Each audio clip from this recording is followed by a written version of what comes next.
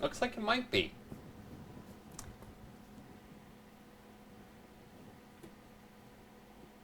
Okay, let's reload that.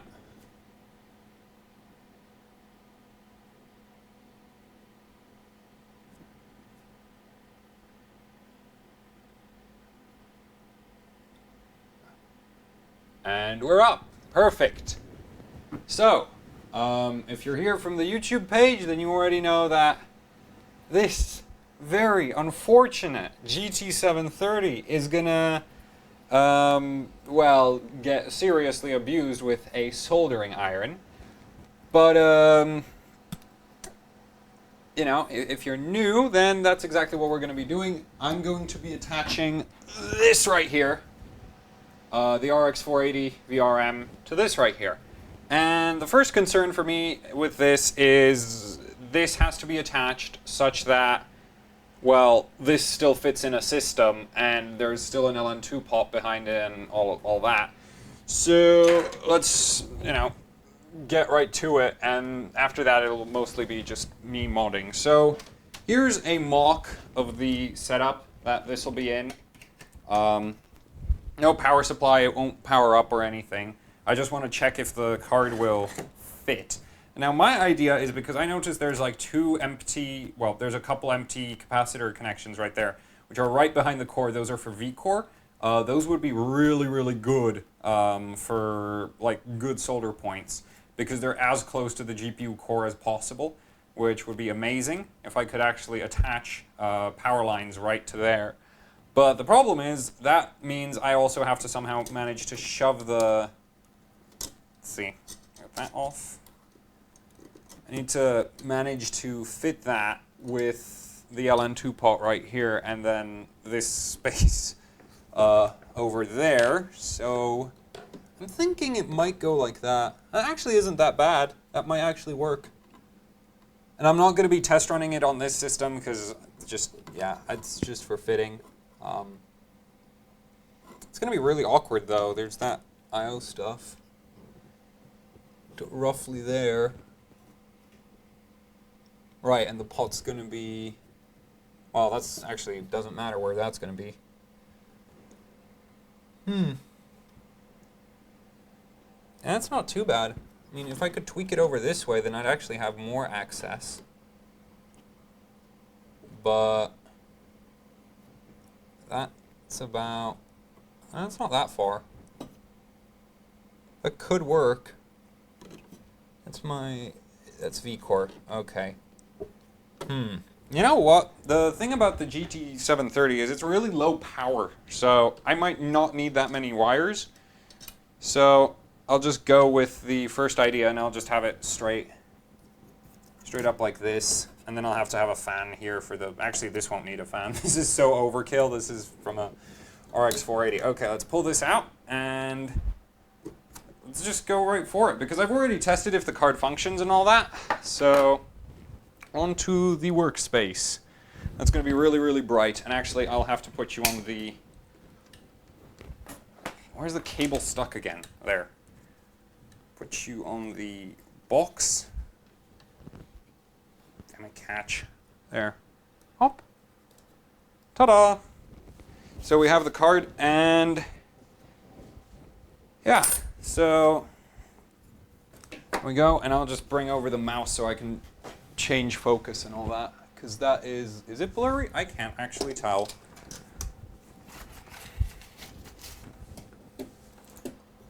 It does look a bit less than I... Wonder if let's see. Okay, autofocus thinks it's fine. I'm gonna go play with... Where is the... Lower the exposure, because that is way too bright. There. Oh, that's the gain, but whatever. And let's put on some music. Otherwise, I'll get paranoid. Anyway, so here's our card. And the thing is, so when you're attaching a... Now, when you're trying to bypass the VRM, the stock VRM has to basically be disconnected. So we're just going to actually pull this choke right here. So that's our V-Core VRM choke, and we know that because... I actually know that because we take our multimeter here. And last time I was using this thing, it was slower than ever, mostly because I forgot to put batteries in it. Well, it was running low on battery, so... See, you still can't see anything. Of course you can't see anything. There we go. So, this choke right here, man, that's a lot of glare. That choke right there, this one, is these points right here. And if we measure from here to ground, which, let's find an arbitrary one. That should be a ground. Okay, that's not what I was hoping for. That's a ground. Yeah. It's still slow, but it's better than before. So we're reading 14 ohms, and that's for a GPU core this size. That actually makes sense. That's about expected. It's not going to be super low. Like larger GPUs, you can end up in like 1 ohm ranges. So yeah. And above that, we have the other VRM, and that one reads a lot higher. So that one reads like, yeah, that's like 75 ohms, and that's actually the memory VRM. That's for the memory system, and we know that because it runs on a lot higher, higher resistance. Memory systems always have a higher resistance than everything else on the card. We also have some other garbage all over it, which I don't really care, because the main thing is we just pull this choke, and I talked a little bit to somebody who's done a bunch of GT730s so far, and what they said is that basically all of the GT730s have brain-dead voltage controllers, which is great because that means I don't actually have to do anything. On some other cards, you'd need to like trick the voltage controller into, well, trick the card into believing that the VRM is still completely normal. But we're not going to bother with that because this, the actual voltage controller on this thing, which I do believe, yeah, okay, so it's going to be this, let's see. This chip right here, wait, this one, yeah, it can't, yeah, no, this is just not going to work. Okay, we'll just point the lamp away. There.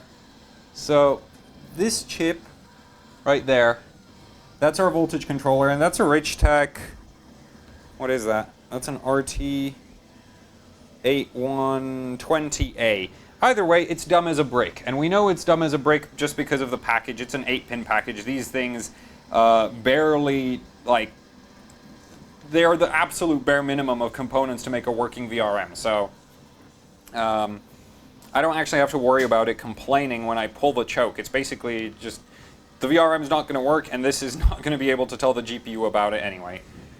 So first things first, let's pull that choke. Now, because this is a relatively lightweight card, I expect to be able to actually pull this choke without needing to resort to using this right here. This is a 150 watt iron.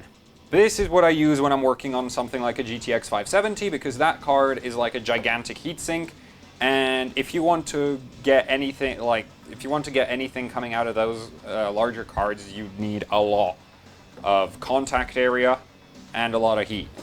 But luckily we shouldn't need that, and I hate working with it because that thing has a ridiculous warm-up time and also ridiculous cooldown time, and so you finish working with it and you have this 400 degree chunk of metal just sitting around for ages and ages and ages. So I have the little 60 watt with the large tip, and we actually should be able to do everything with just this iron here. So first things first, let's basically push those chokes out. Push that choke out. And now we wait.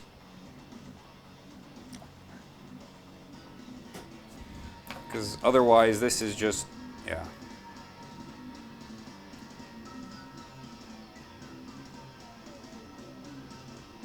Basically, my goal is to flood the area with solder so that it mixes, like, I have good thermal transfer to the entire leg of the choke.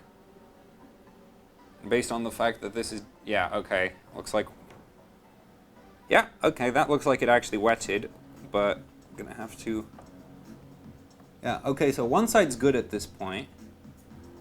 Now the idea is that basically with an iron you can just push the choke, one leg of the choke through at a time. Okay, it's not melting through yet. Wait a bit longer.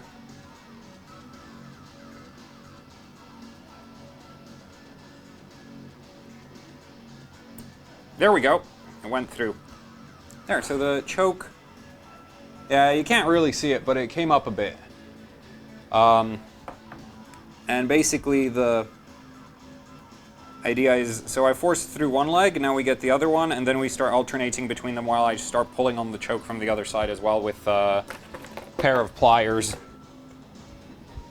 That's how I usually remove these. That's how I did the entire GTX 570. That's how I did another VRM recently as well from a different card. And this second leg is actually should be easier because it's already heated up from that first one. There we go. Yeah, okay, that's coming through. Up. Okay, so now I need to get to the other side, grab the choke, and pull while heating it up. This is the part where I wish I had three hands, because, yeah, okay, that's not gonna work. Yeah, you're not gonna, wait, I'm gonna lift you. It's gonna work better. I'm gonna put you up higher. Get you a better, oh. There. Now I can actually get more light for myself. Kinda. But, yeah, okay. Came up a bit, so now we just need to pull it through all the way before it cools down again. This is the really annoying part. Because it won't just fall off since it does have two legs. Okay, come on. Okay, that leg is giving up.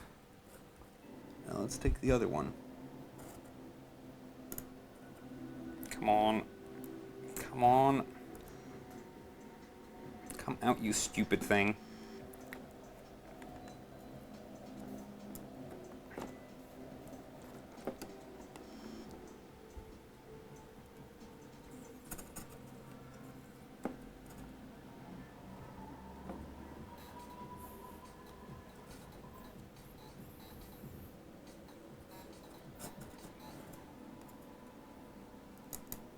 Oh.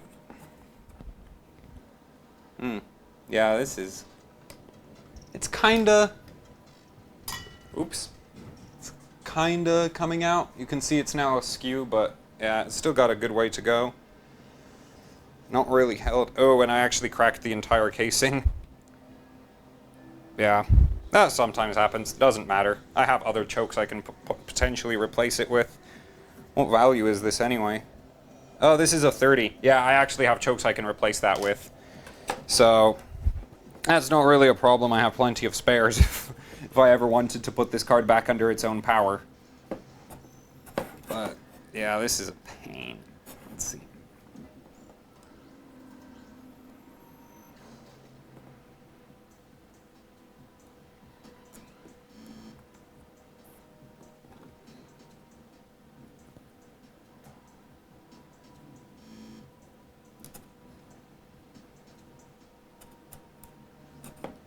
On, damn it.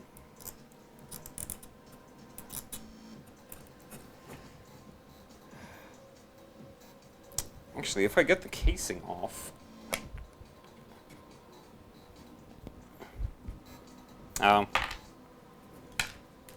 there we go. Actually, if I just... Yeah, okay. I can get it from the top now. So, the casing cracked, which is fine, because as I said, I have spares. But, damn it, this is so hard to work with the camera. Okay, I'll try put you back. Smaller box might not have worked quite as well. It was hard to see, but at least I could show you stuff up close. So there. So the casing of the choke is completely busted. I don't care, I have the same size and value and everything, so that's not a problem. Now I can actually get in and pull it out really easy. At this point, I could actually just try to snip it with some pliers, but it... Yeah, doesn't really matter at this point. I'll just pull it out anyway. Where did the pliers go? No, these go. Yeah. on.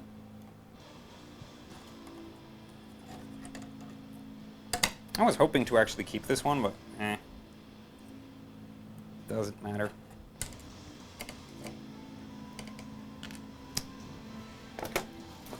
That is really working well.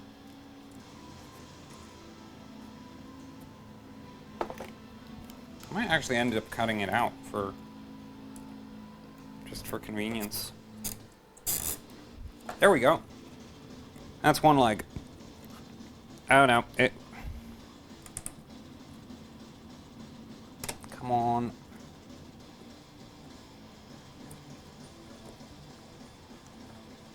Damn stupid thing. Okay, now it's separated. Now we actually need to get the other leg, which at this point is just a case of you can actually bend this out of the way. Stupid thing.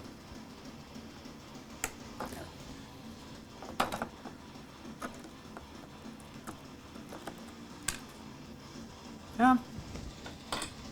And now it's just a matter of getting that last little piece over there.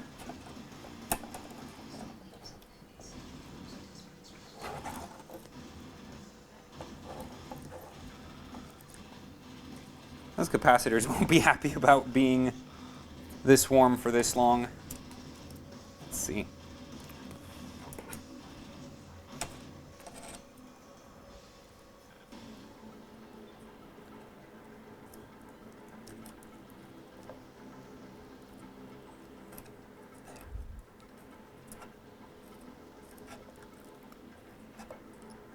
Come on, damn it. Useless pile of garbage. Move! There. That's out. Perfect. So, there. Choke is gone. And at this point we can actually just start attaching power lines and it should actually work. So this is one of the easier cards to do because you'd have to, on other cards you'd have to pull a lot more chokes before you could go ahead and judge it fine. And I noticed there's that's a short, yeah, okay. To tweak that.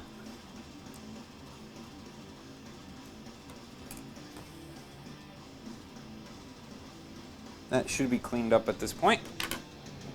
So, yeah. And there's a bit of the, like, when the choke cracked, it's like powdered metal, so bits and pieces of that. Where the hell did the toothbrush go? Where on? How does that manage to disappear every time I need it? Oh, there it is. I'm blind. Gonna, cause there's just bits of the choke still there, so I'm just gonna sweep those out. Not that they're actually, like, they're not conductive particularly, so it's not like they should cause any major issues if I left them there. But yeah, so that's the choke out. At this point, I can replace the, start soldering right here, and we'll start attaching lines, and then it'll basically go thinking 4 wires for V-core, so we'll go like 1 wire to this choke, well, this leg. Well, actually, no, I need it higher up, don't I? Alright, yeah, I do need it higher up because the I/O section is here. So that'll have to be like there. That's awkward. I'm kind of considering putting some kind of padding in between the two things so that it can't short out. Maybe if I put it up like that. Right, but then I have to be pretty damn flat for that to work. This really isn't like the ideal power board because really you would want your, because V-core, the only good solder points for V-core are all the way over in the middle of it instead of on the outer edge. Ground is great, like you have ground everywhere, but V-core is over there, so yeah, that sucks. Okay. Let's see. Alright, and actually I need to keep those free so that I can mount the LM2 pop. This would work.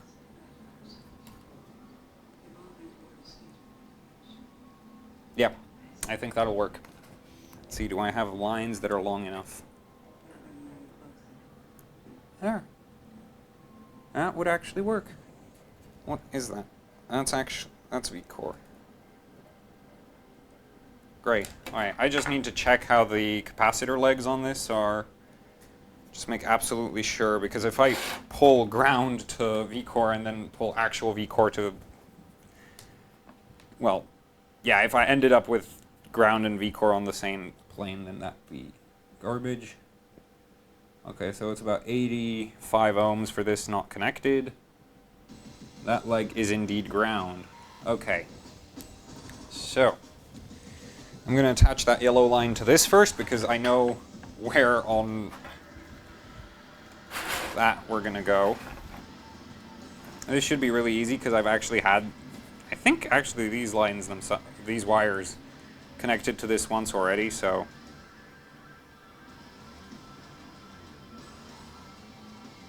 Okay, that's a terrible connection, and this keeps sliding around.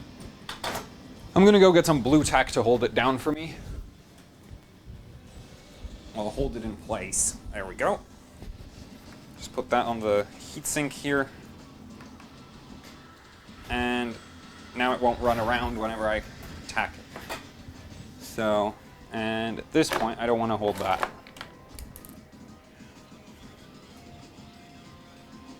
So, gonna...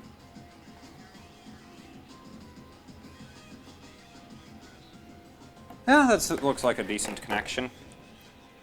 I think I put it at the wrong angle, but... Alright, this is gonna be I'm gonna have to pull that off eventually. Yeah, that'll work. It's perfect. And then... That is only... How many connections can... That'll work. Okay. So I'll just keep adding lines to this first. And eventually I'll hook it up to there. And I actually checked those pads because if you remember when we were looking at the choke was like 14.3 ohms to ground. So if we measure from this right here to ground, we can see it'll eventually get there. It's like 12 point, yeah. So that's still vCore. And that there is also vCore. And we can also check that they're in parallel like that. In which case it reads 0, so perfect. So those pads are where I'm going to pull vCore from. On the other side I can hook up ground. I can actually hook up, I could also hook up vCore right off of the point left behind by the choke, right here.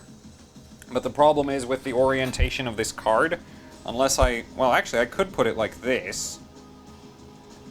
Right. I think that still wouldn't run into the LN2 pot. Then I could actually have a line going to that. And then lines from these three sort of points going over... How far is that? Oh, that's actually pretty far. And if I tweak... Yeah, then it'll get into the mounting. So I don't want to do that.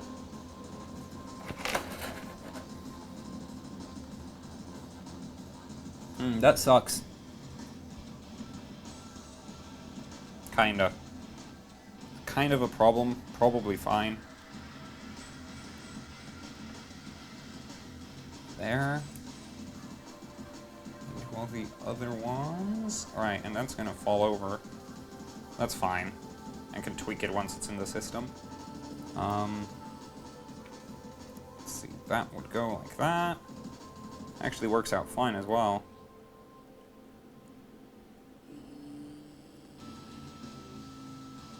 Yeah, that'll... And then finding more well, it should be fine with just 4 lines in each direction, because technically these should be fine for about 10 well, just under 10 amps.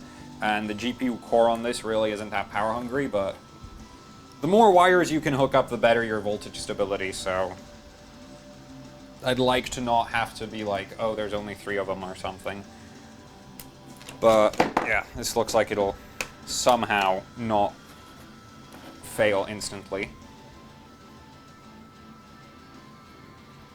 Let's get this one attached.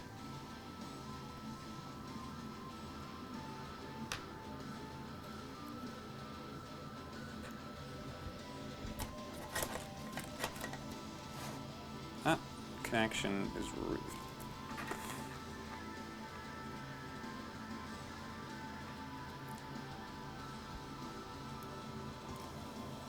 Yeah, whatever. That'll work. Actually, it might be a good idea to not fully... to, like, do a test run with just the current lines available and, like, 2-2. So now I'll hook up some grounds, which ground will be a lot easier. So we can get that working like so, which isn't a huge issue, and then we can hook up ground from, like, here. I think that's going to be best because that's really close to the VRM. So that should work great as a ground point. So we'll hook up 2 lines for ground from there to those 2 pads over there because those are, if I'm not mistaken, ground. We can check that by ground, and they are, yeah, so that's ground. This'll work. This is actually probably a bit too long because this is a tad closer. Yeah, I do have a bunch of these wires from when I was testing this on the GTX 570, so... Okay, that'll work. Yeah. It'll fit right there.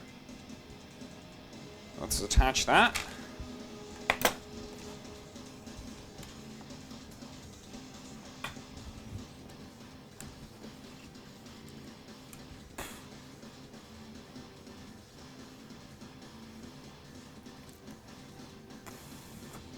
There we go, that's one.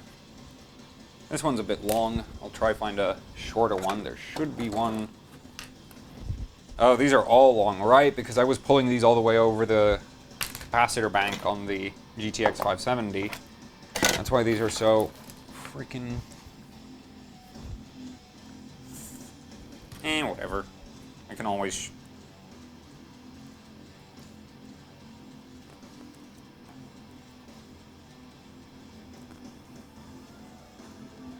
There we go.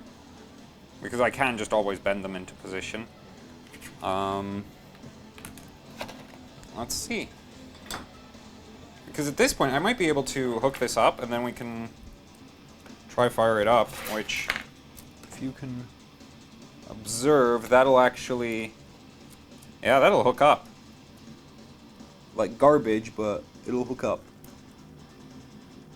Man, this is cramped. I'm gonna have to... Oh, this line fell off. How bad is this one? Oh, that's the same problem. Yeah, that's coming all right off. Soldering to capacitor legs sucks. Can never get them quite good enough. Anyway.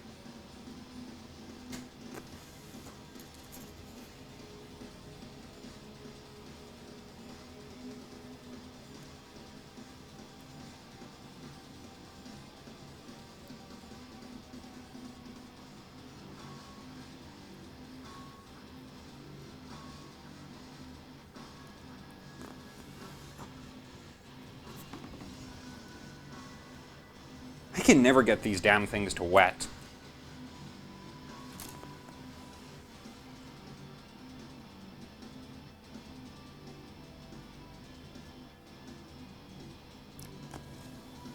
Okay, that looks like it might actually hold this time.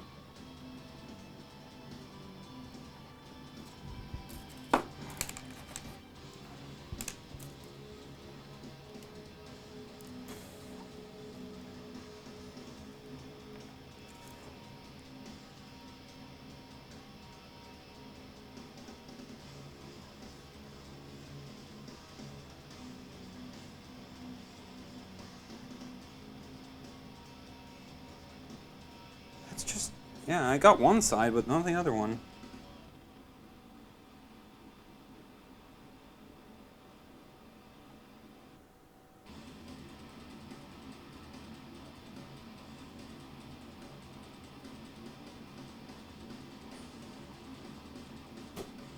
There, okay, that looks like it's...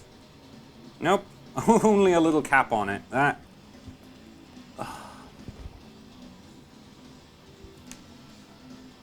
Where's the heatsink?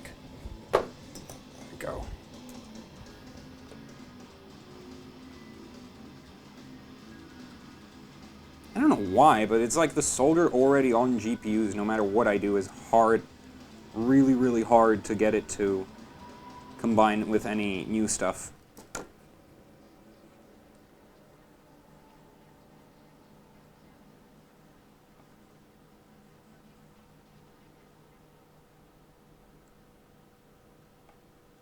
It's only like the tip, very tip of the leg of the capacitor is actually getting good.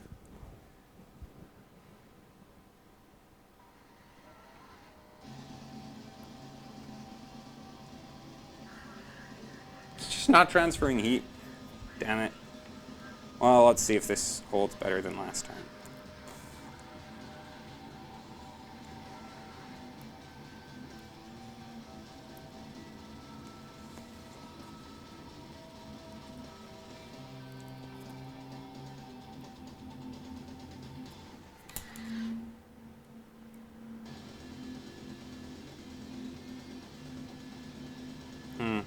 That one, why is that one hooked up to...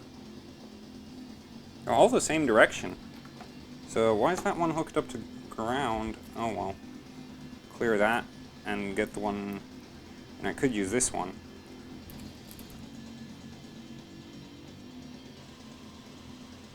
Yeah, that's what I'll do. I use that one.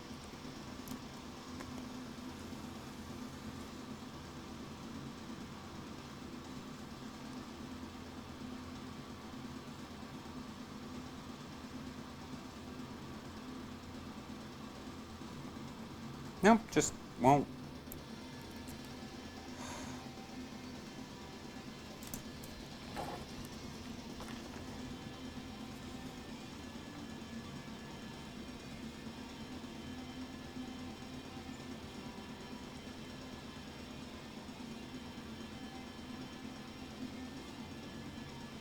That looks a bit better.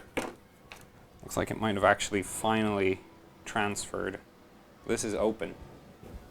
Grab a different line.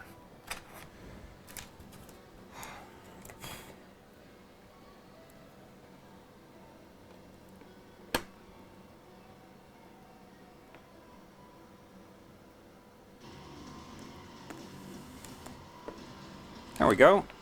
3V core. I'll add one more ground. Ground is easy because I have that good spot right there, but all the V core lines always suck.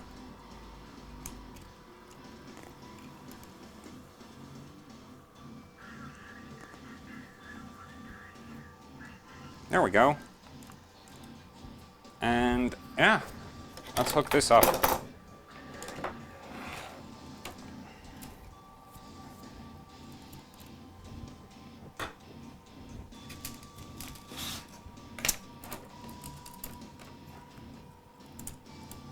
These three have to go on there, which that actually isn't working out at all. I wonder what order I should do them in.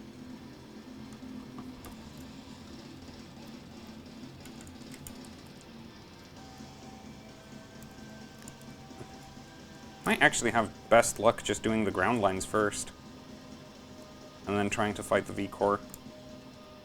Yeah, need it like that. Let's see. Need something to support this. Hold it. There. Perfect. And actually I should make sure that these pads actually work properly before trying to... Yeah, okay, these are easy. These are, like, open pads for some reason, right? Go really, really good. But capacitor legs, for some ungodly reason, are just impossible to get solder to stick to. I have no idea why. There, that one's done. And this one's done. And this one's done. There. Perfect. Now it's just a case of getting these onto those. This is the ultimate... Right, I can't actually... Okay, so I'll bend this line out of the way. Bend this line out of the way. Just hook up one of them.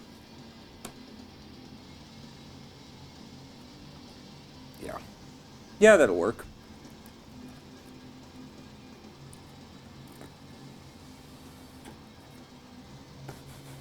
Perfect. That's one line hooked up. Now I'll get the ground.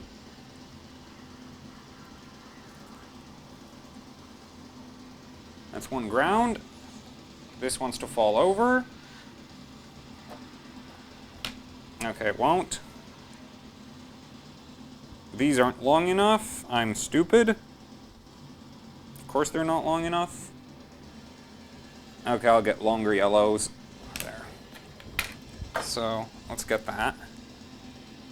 And I need to go all the way over there. So that means it needs to be about this long. Okay, that works. Oh, that's convenient. That's going to give me 2 of them. Where's the box cutter at? There.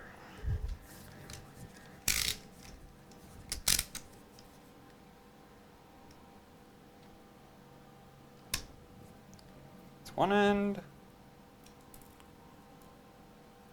Do the second end. And that's both of them done. Now we tin them and hook it up where that would have been before, so you don't tin over the card. That's a dumb idea. There we go. Other end.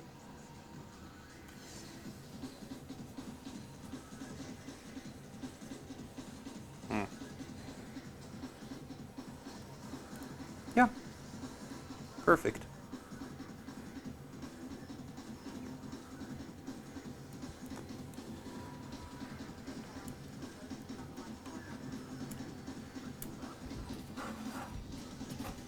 And yeah.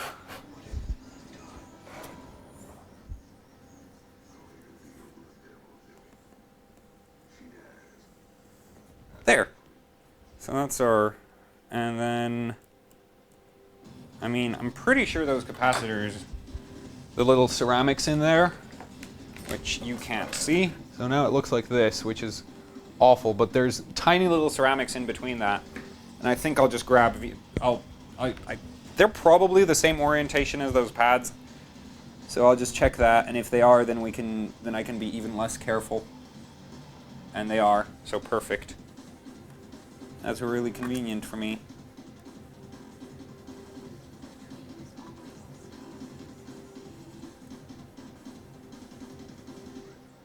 Yeah, all the same orientation. Cool. So I can actually just hook that up right there.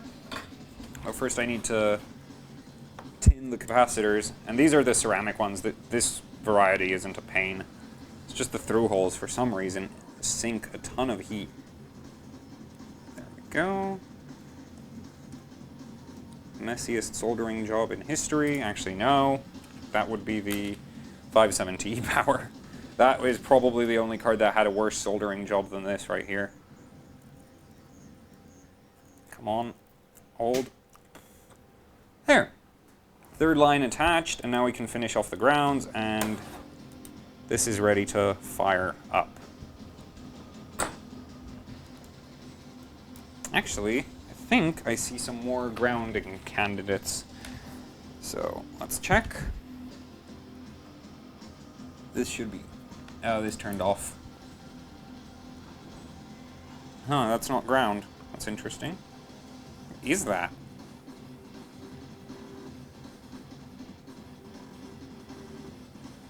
Memory power?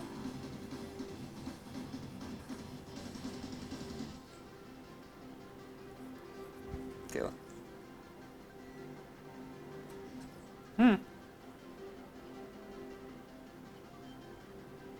But it looks like it's... Oh, I am blind. Okay, this right here should be ground as well, though. Was worried I actually got that wrong. Yeah, okay, that's ground. That's memory juice. Come on. Yeah, that's memory juice. Yeah, that's memory power. Cool. Cool, cool, cool. So I actually have another spot where I can put my ground lines. Try show you. Tilt this thing. This won't clear the I/O, will it? Oh no. No, but these... Get these out of the way. But these right here are 2 more ground spots. Wait. You can't see anything, can you? There. And now it's dark. There. This. And now it's glared. I just can't win with this camera, can I? Right there are 2 ground spots. I give up. You can't see them. There's no way. I'm going to use both of them for one of these 3 lines, and it should be good. And then we'll test how this runs. I'll also need to attach a vCore Sense line, which I want to try attach that to a capacitor that isn't right there, because if there's going to be... well, it's best to try measure as far away from this as possible, otherwise I'll be... like, I think the measurement might screw up. Like, if the connection of the solder between these lines and the actual GPU itself isn't great, then if I measure the voltage right off of the end of the lines, then I'll actually be reading something completely different from what the GPU is getting. So I want to avoid that scenario, because I want to know what the GPU actually ends up with, not what it looks like, not what's coming out of the VRM, because I don't really care what comes out of that.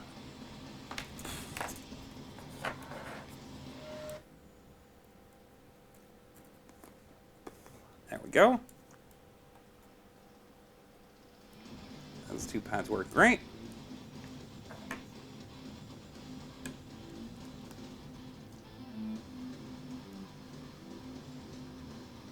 Man, these grounds are way too long. I should have made them shorter. Flatten that into it.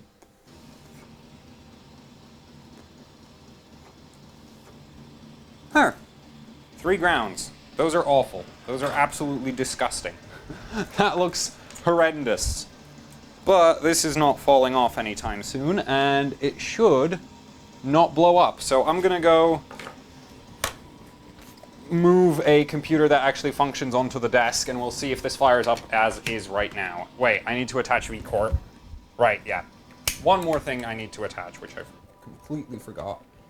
We need vCore Sense. If we can't measure what voltage this starts at, then I am gonna have a very bad day. And I can't remember which way this is supposed to be set to 0. 5 volts go... okay, red line goes to... oh. That's stupid. Black line looks like it goes to green. Oh, right. Black is always ground, so red. Yeah, okay. All the way. Yeah, good. So that's not going to boot. This boots at like 1 point... this starts up at like 1.1 volts. Which is actually more than what the GT 730 runs stock. This runs stock on under a volt, I think. So, yeah, we now need a sense line. Let me just get the wire for that. I'll put the soldering iron into reasonable mode instead of ridiculous fiery death. I had it at 420 degrees. Now it's at 350. Since I'm only attaching this instead of power lines, so I don't need as much heat to do it. And I also need to find a better vCore measurement candidate. Actually, I could just solder right off of where the choke is now. Choke was. Because that's going to be still hooked up to that. It's a mile away. And nah, there's better way. There's better places to measure. So, okay. So I know this goes in here. And I'm hoping this capacitor... how very convenient. That is so very convenient. Oh no, nope, that's memory. Okay. That sucks. That's for the memory line. Did I seriously just solder onto all of the vCore capacitors? Because that it does look like it, doesn't it? Wait. Okay, so that's ground. What's U? Oh, perfect. What about this one? Oh, no. Okay, I'm not trying to solder there. I'm gonna miss. And if I short those two, that's gonna blow up. Damn it. Okay. Yeah, I'm just gonna pull it off of the choke. That's the easiest place. It's not gonna be super accurate, but it's better than no measurement at all. So, yeah. red line for my readings. Did I already cut a line? No, I didn't. And that's a bit much, isn't it? Yeah, whatever. It's not like I intend to use this very much.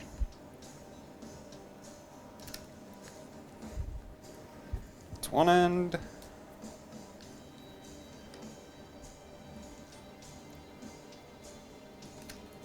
There's the other.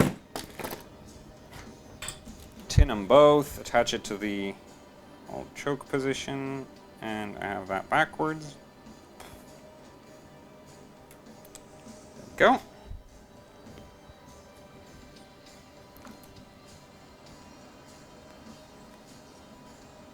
Stay damn it. There we go. And right there. Yeah, it's gonna work. Totally gonna work.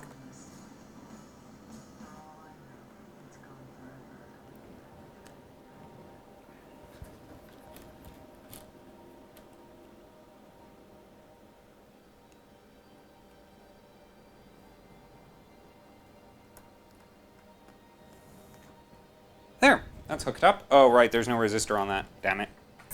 I'm not. Nope, come on. Come off. There. Where's my 5Ks? There's a 5K.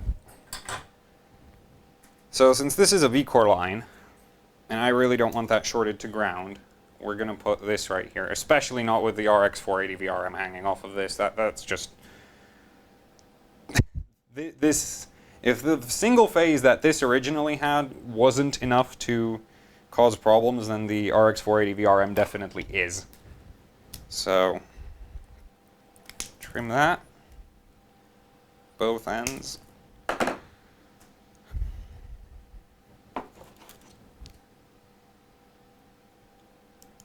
Oops. Where did it go? Oh, there it is.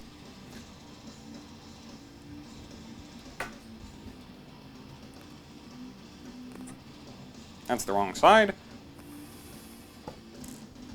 Try touch that. I cut this really long. Yeah, that's really, really unnecessarily long.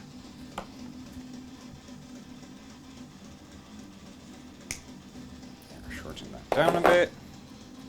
Get that into position. There's way too much solder on the end of that. There we go, that's in position now. Now we can attach the red line to that. And actually I want to bend it into a slightly better... Okay, that's not going to work.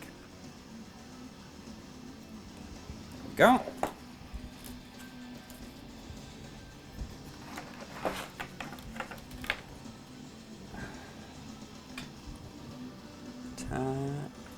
Come on.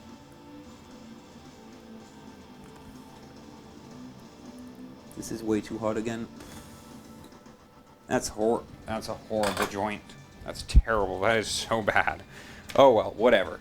Now we end it with one of these. So this is basically a screw terminal with a big thumb screw in place of the second one, because this is really convenient for catching the multimeter probe in there, because then I can just tighten this down and the probe can't go anywhere. So yeah, if I like accidentally knock the probe, well, it's probably gonna rip this line off the card, but hopefully that doesn't happen. Where's my other screwdriver? Oh, other desk.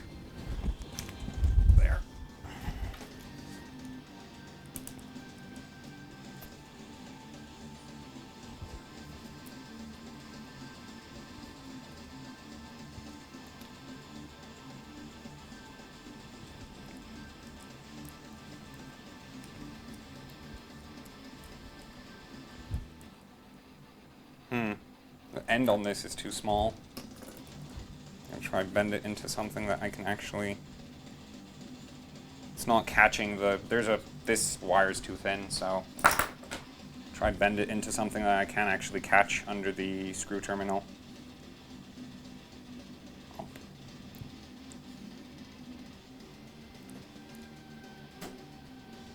There we go, now it has a sort of... And you can't see anything. Of course you can't. This is why I don't try to do this very often. But I thought this be interesting, so... Well, for better or for worse, this is what it is. That should actually catch this time, and I'm wasting solder, but whatever. I have a truckload of it. At this point, yeah. Okay, that'll actually catch.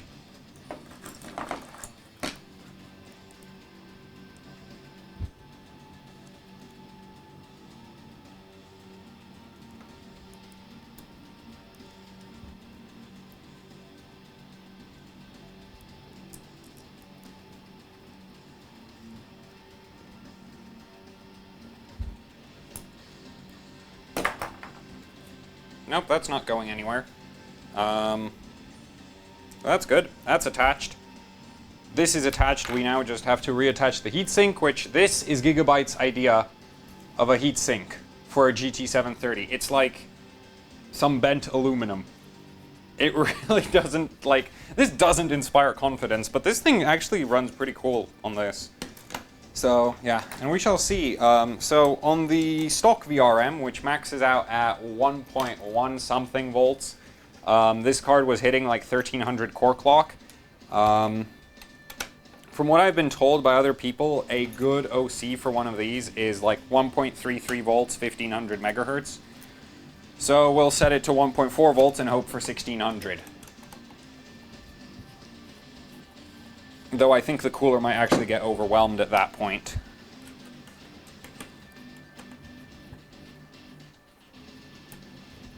How is this? Okay, so where's the MX4? And I don't really care about doing a neat job with the thermal paste, I'll just put too much. That's way too much. There. This thing is so not confidence-inspiring. Okay. How does this heatsink go on? Right. Fan cable goes there, so we need to put this down like this. And where are those? Okay, that's one aligned. 2, 3. Okay.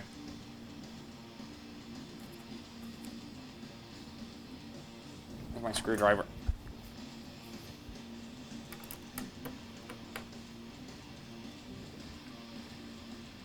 There we go, that's one. Finish it off. Yeah, I can actually get under that. I was a bit worried I wouldn't be able to get through those wires, but it didn't completely bodge that, so. Hopefully, well, this shouldn't really drop that much voltage.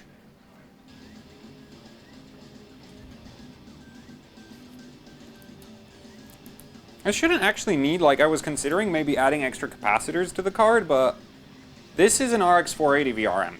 Unless these wires that I attached are like they're way too long or something, this really shouldn't need any extra anything at this point. Because I've literally just upgraded the VRM several orders of by, well, a whole four times the phases it had originally. So yeah, here's the abortion that I call a GT 730. And I really need to put some kind of padding in between the two PCBs over there. There. I need to put some kind of padding that's non-conductive in there, otherwise these will short each other out. I'm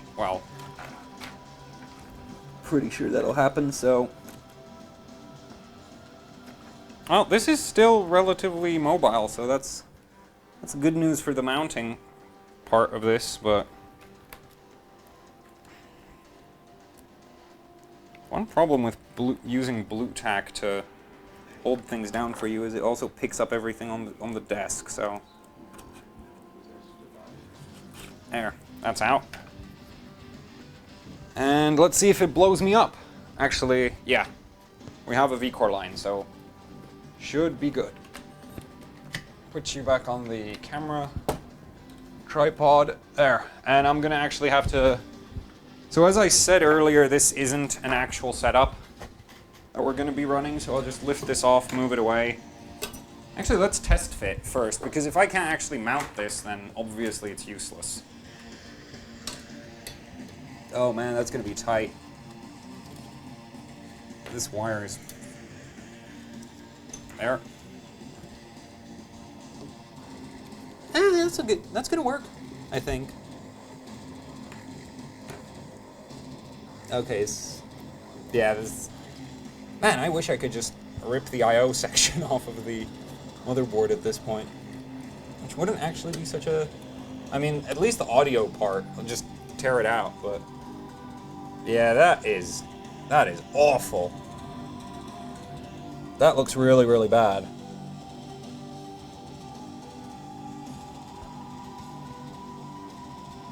That is not at all what I was...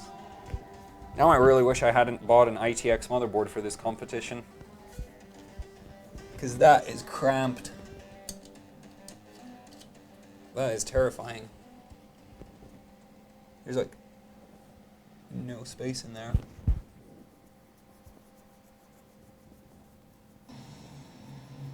Oh well, I'll hope for the best when I try to run it on this. Where did that go? There. So... Oh. Well, actually, now I don't need the spacer because this is going to be hanging like a mile off in order to clear the I/O section of that, so I'm just going to put this over here. Now we'll move this off of the desk and bring in the bigger computer. Well, the other test bench.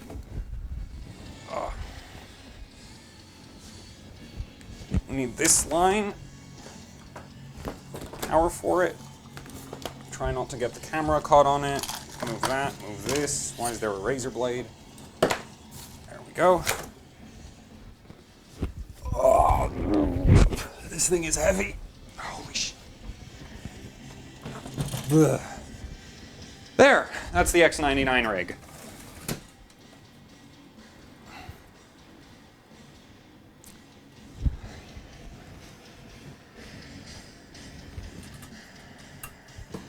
Oh, right, this actually uses this other power line, so hook that up. There we go. Gauge juice. Oh, whoa, that's going to be really awkward for power cables, isn't it? And this, and all this junk hanging off. Oh, God. This is worse than the GTX 570, just in terms of proportion, like how to fit this. There. That's totally not going to blow my house up. That's not going to burn my house at all. I'm totally going to be here tomorrow. And not plastered on some news page. There we go. Hook up.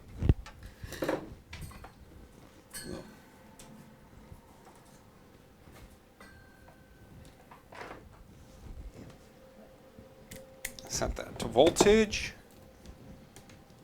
And the convenient thing about this is it has all these unoccupied holes which you can just use for ground. And it's not a great source of ground, but it's a ground you can use, so yeah. There we go. And now we need to pull this 6-pin and a SATA cable all the way over to that. Gah! Well, actually, this is an 8-pin, but still, I need to pull power to that. I really didn't think this through. Like, yeah, it's convenient, but actually on the ITX motherboard it won't be a problem, but on this system it is. There's a reason why all the power connectors are sort of on the same side, isn't there? Okay, I'll have to route one of these all the way through. Oh man, that's a mess. Why is that? Oh. Please tell me that is this power line and not... Yeah, that is. Okay. Now the problem is this actually needs SATA juice to run. Just because SATA is a convenient source of 3.3 volts, as well as 5 volts if your VRM that you're butchering runs on 5 volts, then you'll need a 5 volt line, and SATA is really one of the easiest places to get that. There's also like a lot of other overclockers that do zombie cards. They'll use little like cheapo buck converters from eBay, but I'm not a fan of those. Basically they're bigger than SATA connectors. Oh god, I am really not confident in that surviving. We need something to hold that in place. Where's zip ties?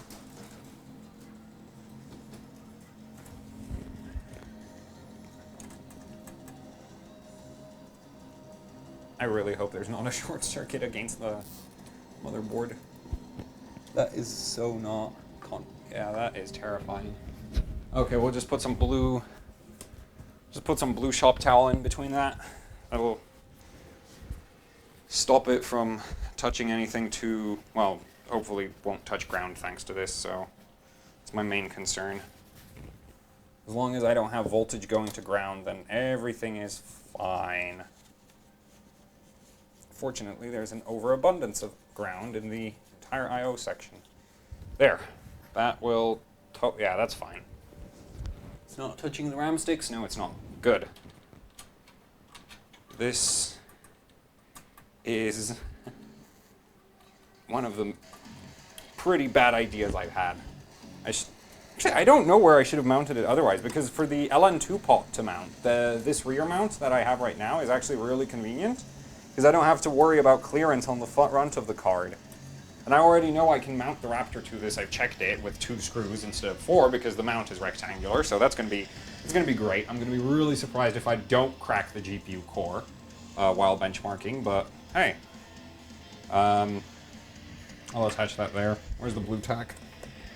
Hop.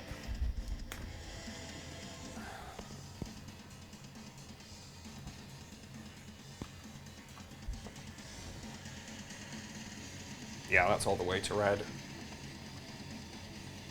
There. Don't go anywhere. Where is... Right, I need a new SATA cable, don't I? Yeah, I do. Great. That means I need to find the cables for this power supply. Which are... nope. What on earth are these? Not SATA. Where's SATA juice? That's Molex. I do not want... Where on... Are you kidding me? What the hell? I could have sworn this power supply should have way more SATA cables.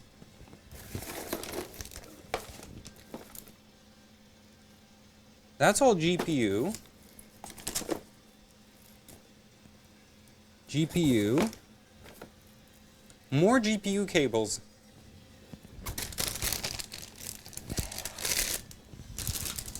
I mean, I got SATA, I have more SATA extensions for future VRM butchery, but I don't really want to chain 3 of these or something like that.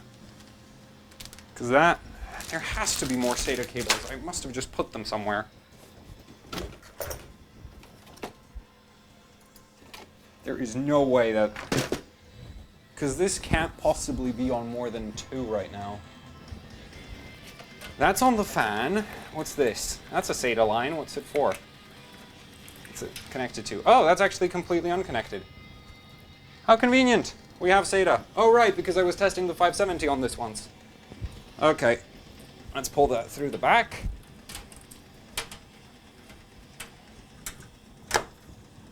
There.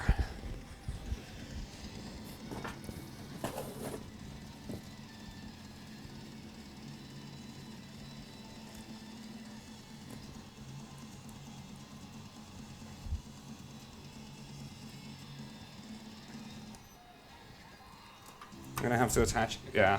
Okay, more zip ties.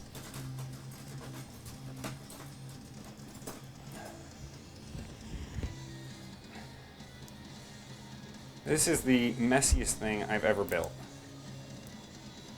By far.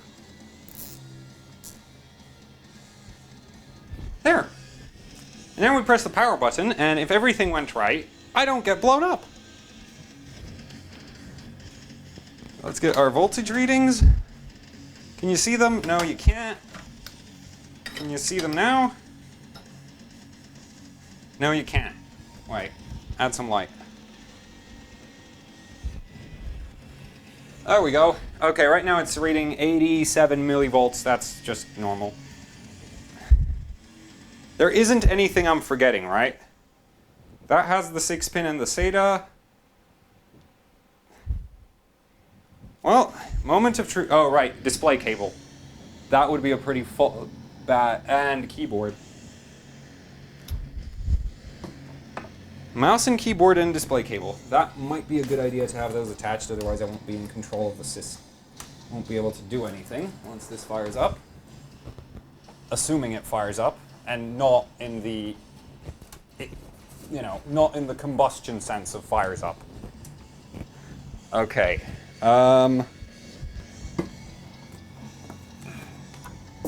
There's our HDMI.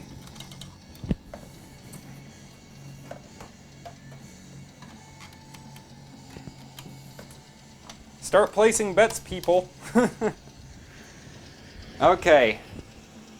Why PS2? Because PS2 is more reliable for functioning, and that's actually just an adapter. On some Z270 motherboards, I have problems with the keyboard not picking up reliably, unless it's on PS2, so yeah.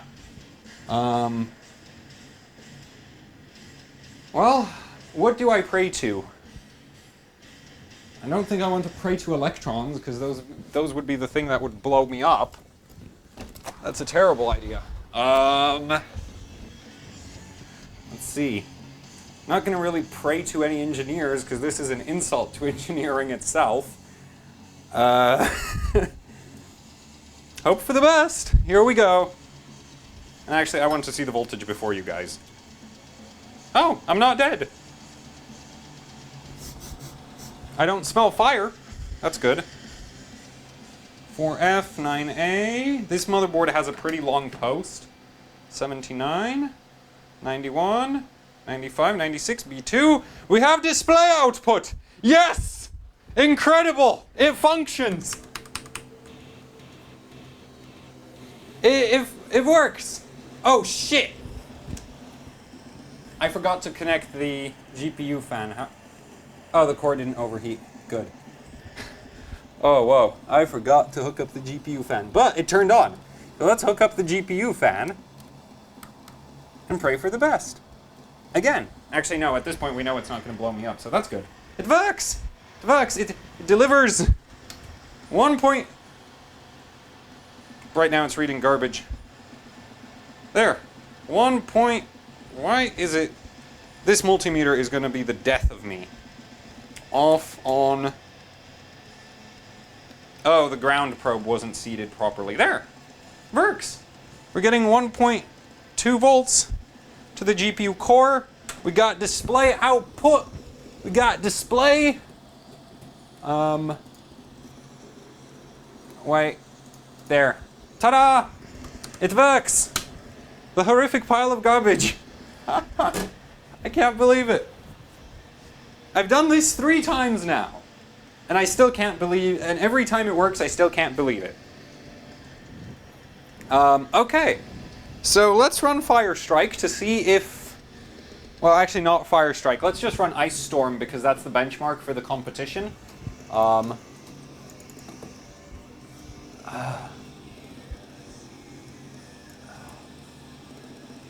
It works. It works. I can't believe it. Done it 3 times and it's still a incredible thing to... Okay. So let's just check that the... I'll put you on the monitor capture at this point. There. There we go. Twitch chat is kinda too low. Yeah, there. So yeah, card is working. I mean, it's recognized and all that. So let's see if it runs Ice Storm. I want to see how much voltage droop we get. Temperatures? That might be a good idea, wouldn't it? Temperatures are fine. It's at 34 degrees. If you didn't manage to catch that, I caught it.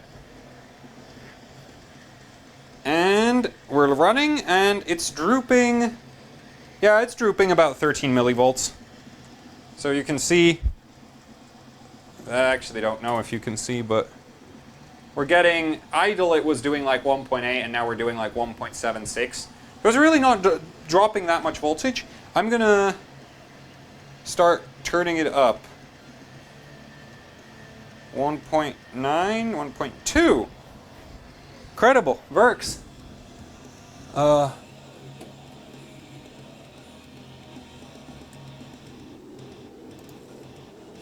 Okay. I mean, yeah, we're running it.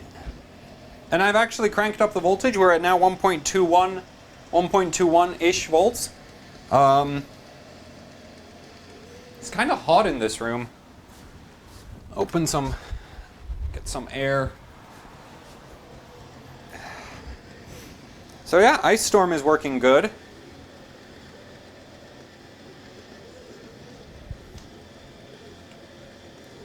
No, we're not shoving 2 volts into this yet. Fan for the VRM doesn't need one. Like seriously, it doesn't get hot at all. I don't care. I mean, we could maybe like take this fan and throw it there, but right, like it doesn't matter. The VRM is meant to power an RX 480. This is a joke compared to an RX 480. In terms of power consumption. I kind of do want to add more voltage lines.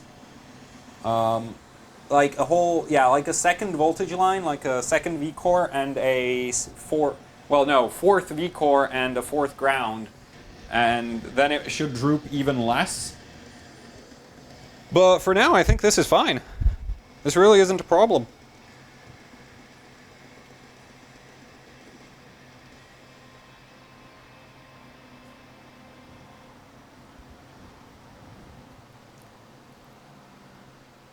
Yeah, we're going to raise the V-core once it finishes this test. Okay, so we're idling at... Yeah. Wait, what? Why is it still running? Oh, wait, I had it on unlimited, didn't I? I am dumb. No, it wasn't. Benchmarks. Whatever. Don't include demo.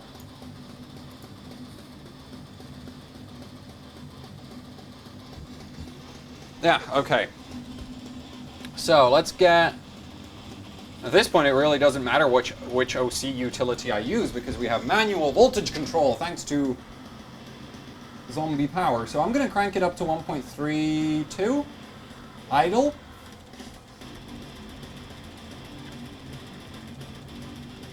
I really wish it had a bigger cooler at this point. So yeah, we're now at 1.3 volts. Ta-da! Huh? There. 1.32, so it'll droop down to like 1.28 under load, but I don't really care. About that, let's get Afterburner opened up, disable auto fan speed, max that fan speed, and we're at 1.3 volts, so I'm gonna go for 400, and I can't remember the clock on supply. 1300, okay. And actually, I'll do the render test. Start render test. Apparently, it's getting a voltage reading, which I find hilarious. It actually, yeah, the voltage controller on this thing is dumber than a brick. Because apparently there's a core voltage right now. I mean, there is a core voltage, but I'd love to know where that voltage controller is getting it. And I've already tested like 1300, so let's go beyond that. 1345, that used to crash, so if this worked, then this should run.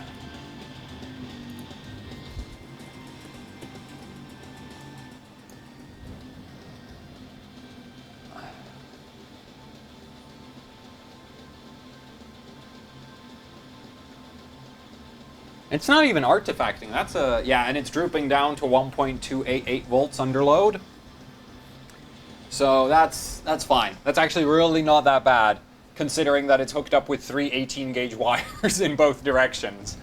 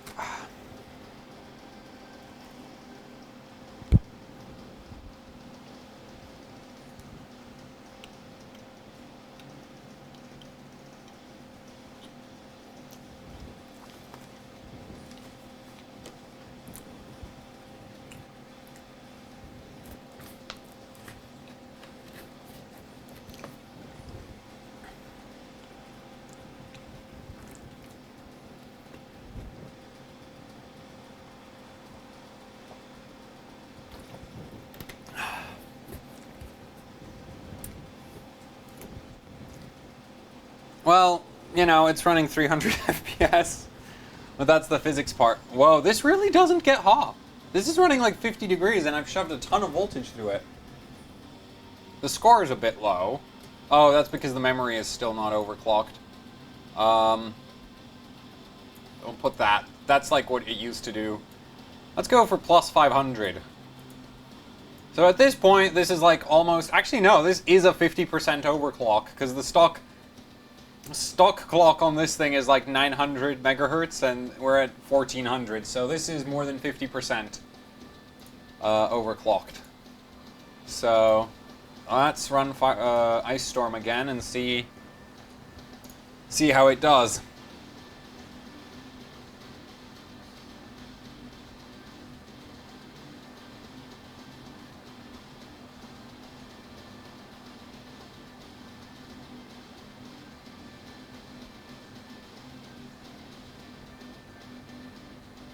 It's artifacting a little bit, so I'll just tweak the voltage up to try compensate, because evident there. Okay, and that smoothed out the artifacting, and we added like, it's at now 1.298 volts. So, it's still artifacting a little bit, so I'll keep giving it more juice. So now it's 1.3 volts, 1.32 idle, and 1.308 load. Yeah. Okay. Running pretty good. Where on earth is the camera controls? Because it is a bit dark, wouldn't you say? There. Yeah,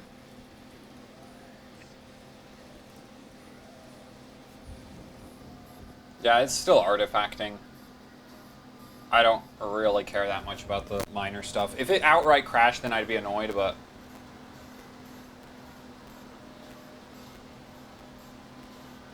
I might add some extra capacitors onto the back. Just because I'm not, like, the problem with, like, the wires, when you attach them like this, is the distance means that there's a bit of a delay between, like, the core starts pulling current, and there's a bit of a delay before that current draw gets all the way to the VRM. Nice, so now it's doing 54K. Actually, I think these scores are all terrible compared to what's in the competition already. But some, like, on liquid nitrogen, these cards are hitting like 2 gigahertz core clock. So I can't wait for Saturday when I freeze the card. And also, this is not legal because I'm not on the i3 and all that. But I need to still figure out what it is that the other people in the competition are doing for Ice Storm, because they're getting way higher scores than me for graphics, for the graphics score. And I think it might just be LOD or something, but I am not sure.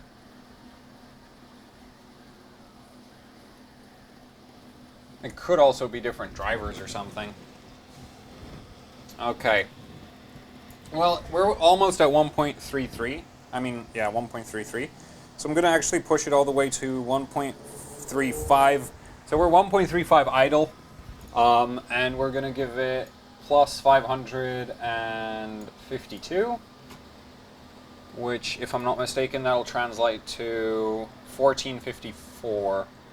Right, and 1500 is the number to hit. And I'm going to drop the memory clock a tad.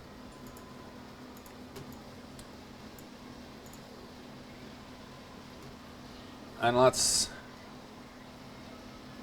run again. Hopefully it won't crash instantly.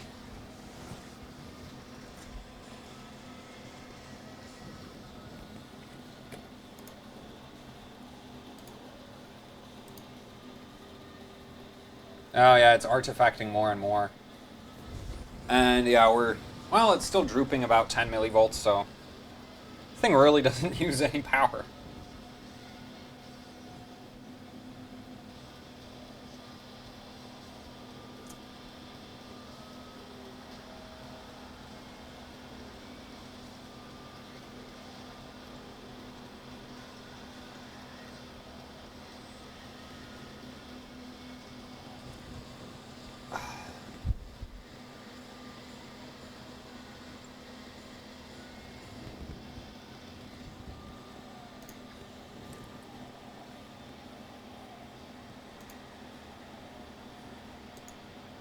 There is something I don't know about how to run Ice Storm, because other people are posting like hundreds of thousands, whereas I'm getting 50k here.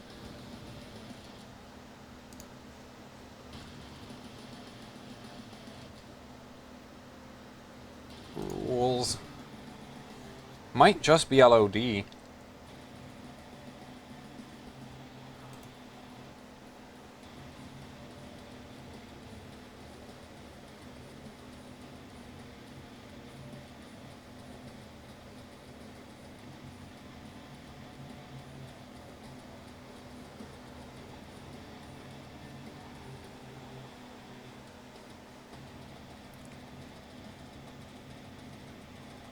Oh, wait.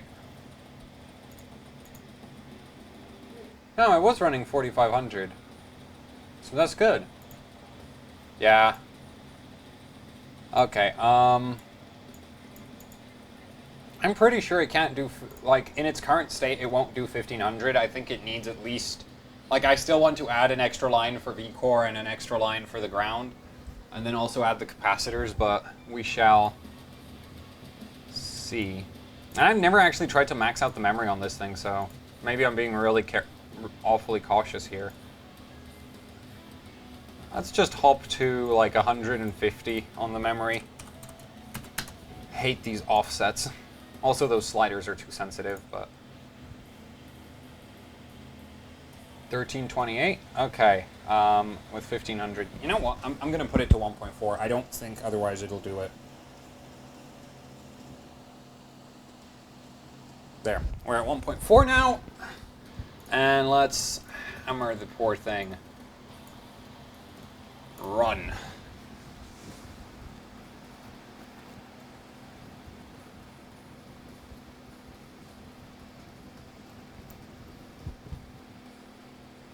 Oh, that is a lot of artifacts.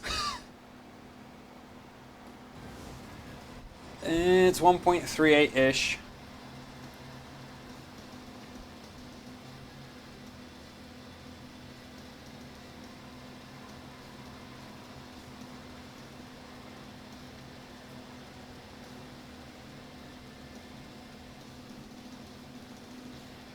That texture popping. Actually, that's like tessellation popping or something.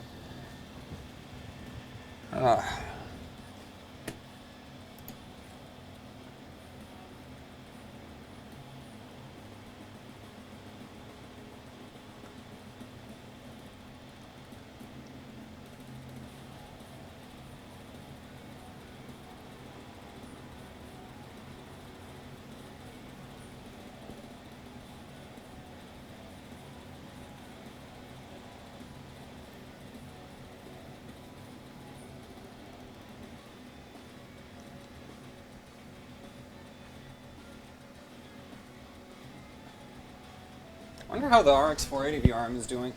Yeah, it's still cold. I mean, well, not cold. It's warm, but warm is fine for a VRM. So.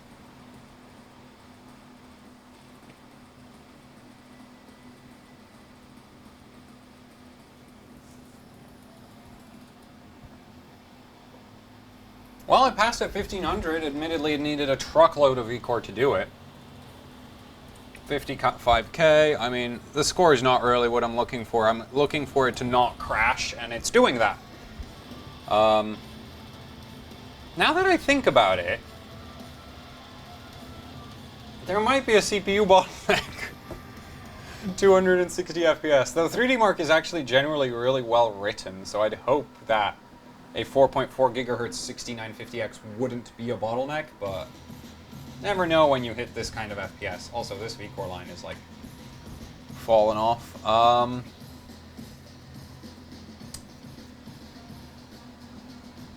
Yeah, I mean, back to the modding then. We'll add some capacitors, and we'll add a few extra lines, and hopefully it'll stop. Well, hopefully it'll need less voltage to do the same clock.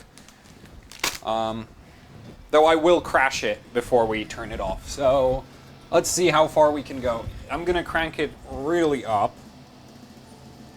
I'm gonna go to 1.45,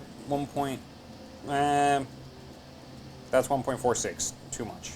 1.45, yeah. 1.45 idle, so it's gonna droop down a bit. And let's see if we can do, we're at 1500 right now. I wonder, it's not gonna do 1600, but you know what? There. That's my number.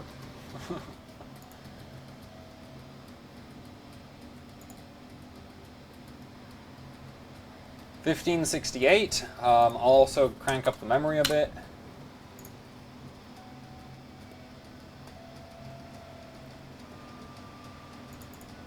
Come on, update.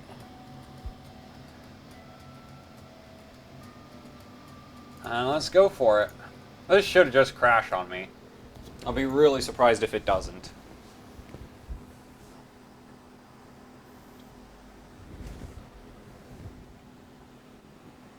Artifact. Artifacts. Is this unplayable yet?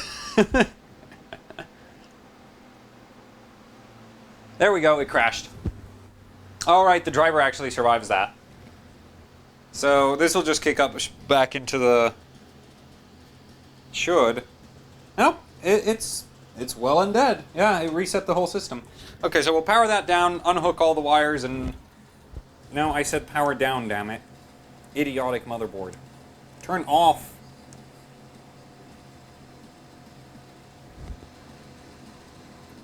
There we go.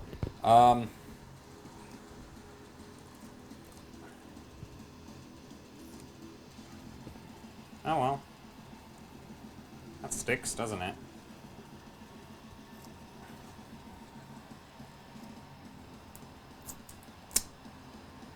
I'm an idiot. Of course that would happen. Oh well. I'll just have to buy more. Also, I need to stop buying... I need to buy plastic-cased potentiometers instead of metal-cased ones, just because plastic ones, there's no risk of them shorting something out, but whatever. That's all unhooked. Let's get that out. Put you back on the big camera. There. And...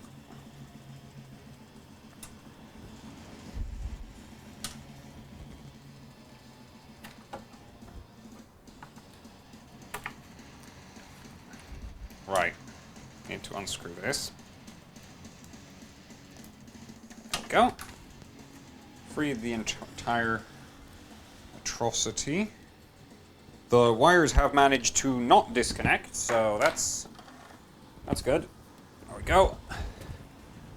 Hop, and back to the modding we go. And actually, back onto the little camera box. Ta-da! Let me just configure the camera settings and we'll be right back to the soldering iron failure that is my ability to solder anything. At all. Up, close Close that. And we're on. Okay. Let's turn this back on. And I'm thinking I'm going to hook up this line. I'm going to pull that straight from one of the inductors because those are at this point. Like, I don't want to have V-core lines going over the ground lines just because it's not as... just a thing. You know, it's like I need to figure out a reason to... Like, I need to figure out a place to pull lines from. I'm going to pull them from wherever it seems like a good idea. So it seems like a good idea to not pull them across there. I'm going to pull them from the chokes there. So let's see. Do I need to trim this? I do. It's too long. Yeah. Okay, so how much shorter does it need to be? Up from here to there.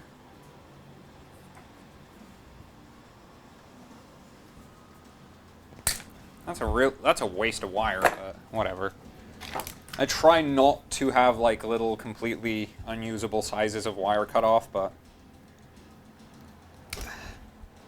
it's really not the biggest problem to have. And I do believe I pulled out an entire... Yeah. That's the problem with using a sharp, fresh box cutter blade. I pulled out the entire part of the wire core completely, but whatever.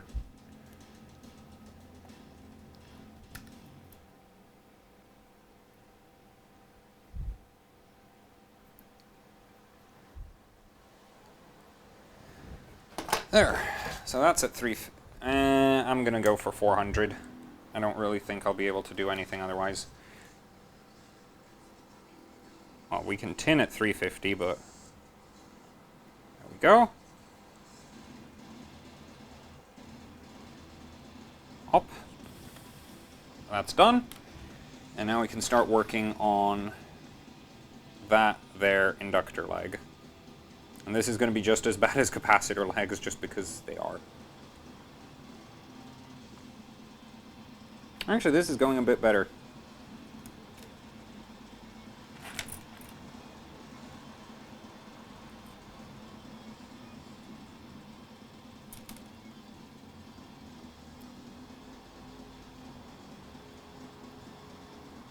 There. Okay. So now we can pull this across that, yeah. Up. That's attached.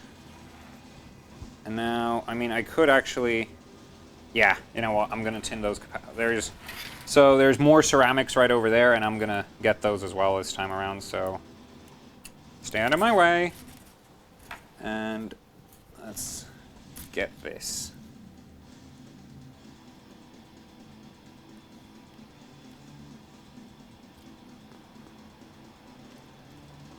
There. Yeah, that doesn't look like it disconnected, and let's get this one in place. That looks awful. It's worse than ever. Yeah, no, that's really, really bad. I'm pulling that one out as soon as it cools down, because otherwise I'm burning myself. Yeah, that's worse than all the other connections. I'm not running that. Come on. There.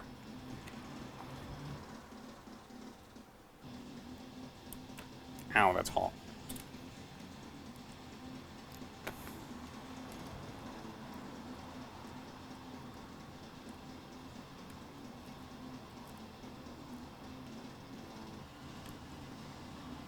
Well, that didn't improve at all. Oh yeah, it's bad. I'm gonna redo it to make it better. Nah, no. It's just as bad.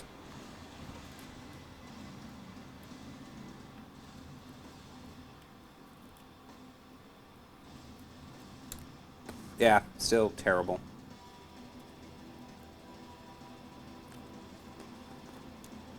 There.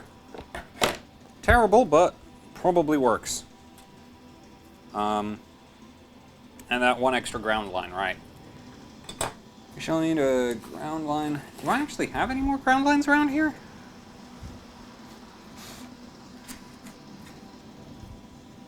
mean, I could just keep piling on more and more V-core, but I don't think that would help in terms of voltage stability any longer.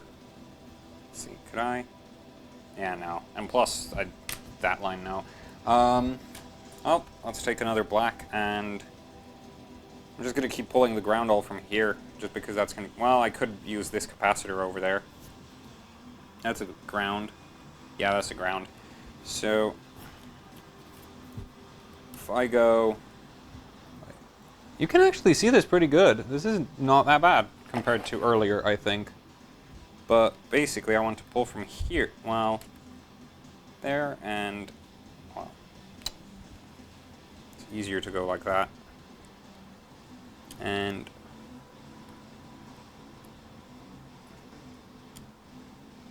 that, yeah. So I'll cut it like there. Right down the middle again. There we go. And that'll go... Well, yeah, I could pull it pretty much anywhere at this point, but whatever. Let's do this. There. And the other end. Not going to pull it off with the blade right now because that's how I pull out the core, well, part of the core on the other one. Get this. Damn it. I need 3 hands to become an octopus. There we go. Ouch, ouch, ouch, ouch, ouch. That's burnt. Ow. That's hot. Still hot. It's about to get hotter. There. I'll get the... While that cools off, I'll get the capacitor leg I want to attach to. Ready, and... The ground legs, for some reason, go really, really easy. And I'm hitting the wire over there. Yeah, okay. I'm going to have to remove one of these ground lines to get a good... So I'll move this one a bit. There. Otherwise, I wasn't going to get in there. Wasn't going to have a good access to the point that I want to work on. Let's grab this.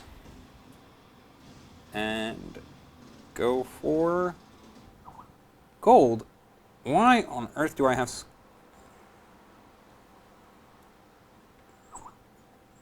I'm not responding to that right now.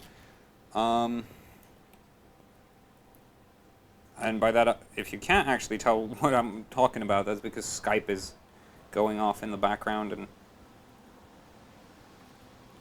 Go. There. That looks kind of respectable by my standards. Oh, damn it. That slipped.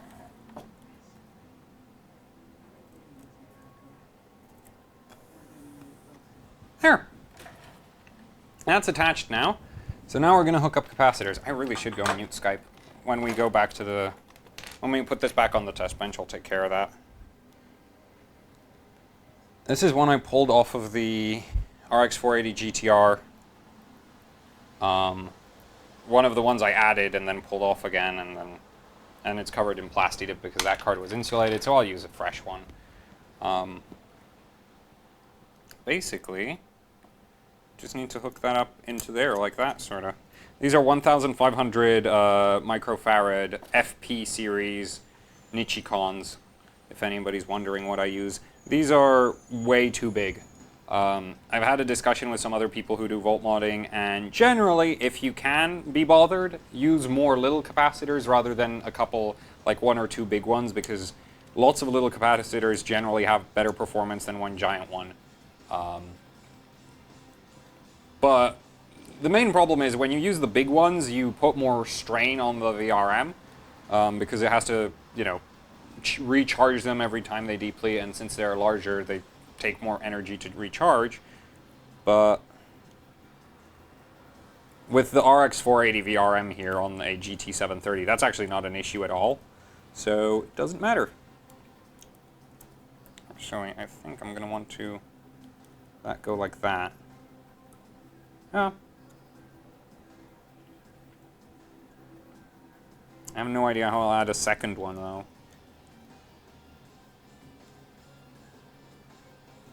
Because there's no other VCore points left.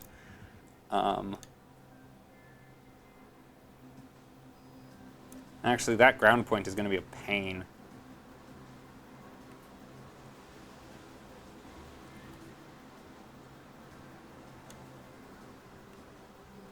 To get to. There, I think I'll have it like that, and then I'll try... No, I don't want to have a... I mean, one thing I've done in the past was I would daisy chain, like... This is like two capacitors just like joined up like that. So they're sort of... They're in parallel, but they're sort of... I mean, that would work. I could just attach that right now. So I guess you know what, let's reuse these. Since I don't have anything better for them, better to do with them, so there we go. Just reuse them. Yeah.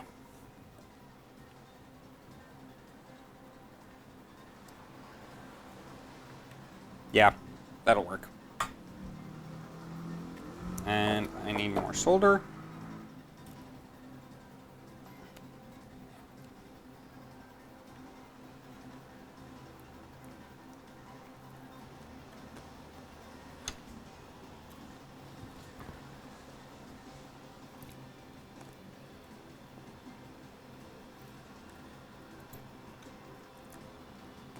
That looks awful.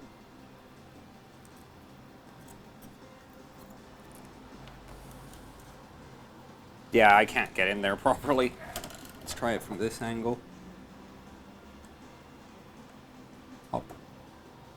There. They tweaked over a bit, but it looks like...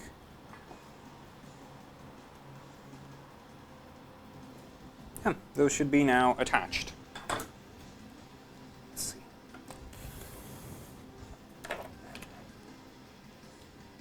Yeah. There. So we now have... These are 4,000 microfarad, 7 milliohm ESR. So these are slightly worse specs than these. Except these are 5,000 hours rated, so they're way more expensive than these, which are 2,500 hours rated. And that's endurance, the hours rating is.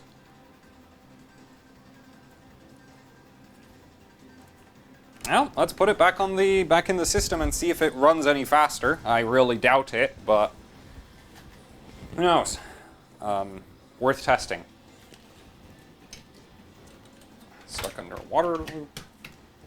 Ta-da! No.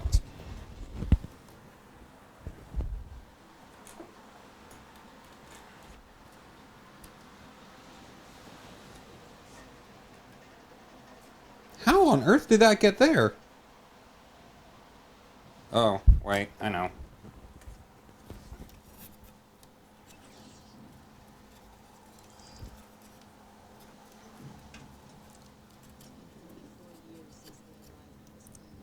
There. Ta-da!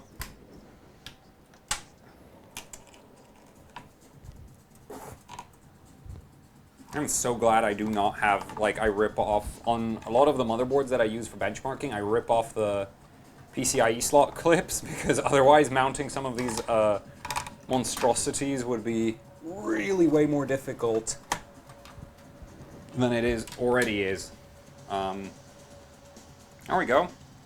And this now almost reaches to over where I could comfortably use it. I should have built that with bigger longer wires, but too late to change that now.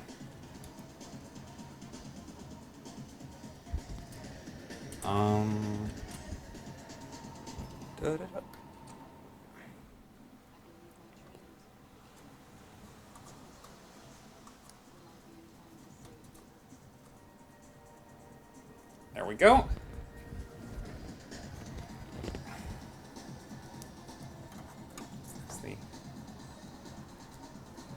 There.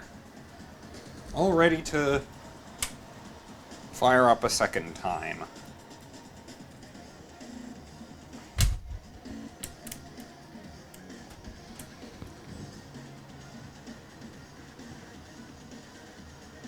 Please don't blow up. Oh wait, no HDMI cable.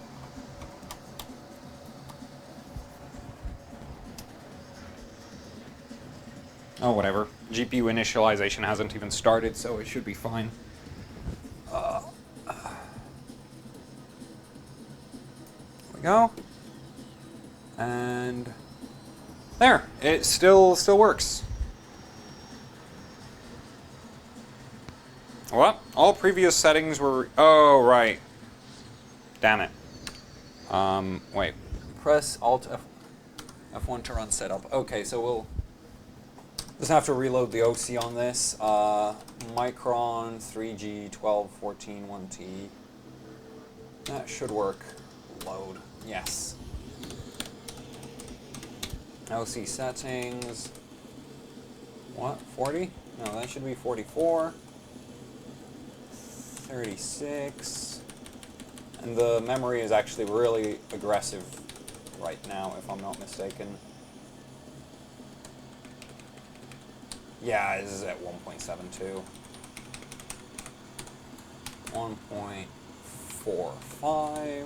1.45. Auto.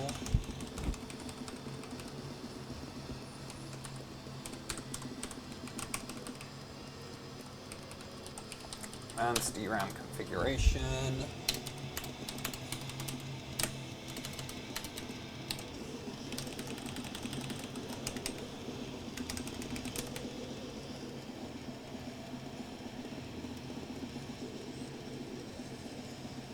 All good. There, 2600.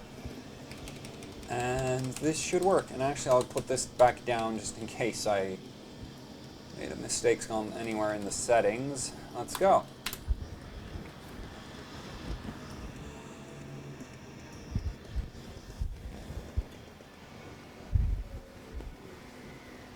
Alright, this is still set to 1 point. Yeah, now it's actually it's picked up some voltage. It's about, the extra power lines seem to have cut off about 10 millivolts of idle loss.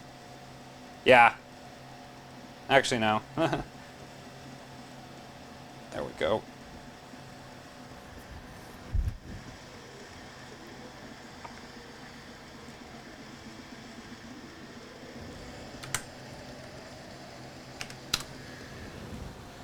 Start Windows normally.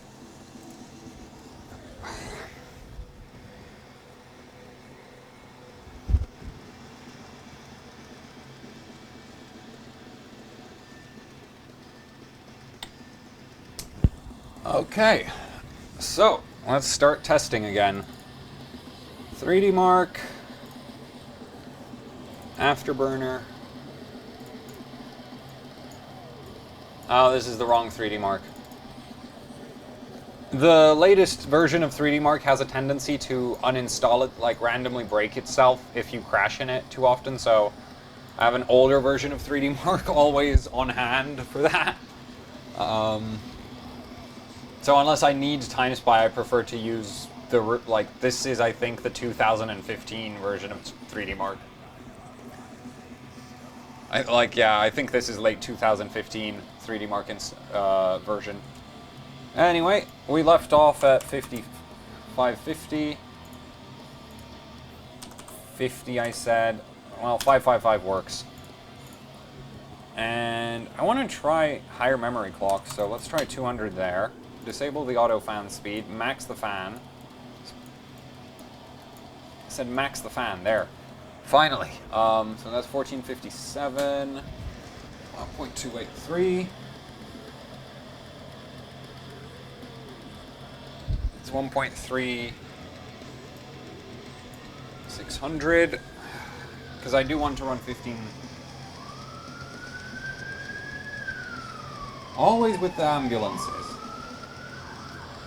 Go, 1.42 volts, 1500 core, 1353 memory.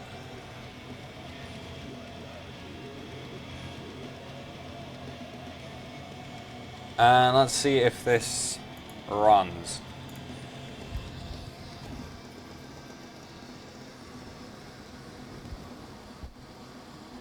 No, that's an ambulance.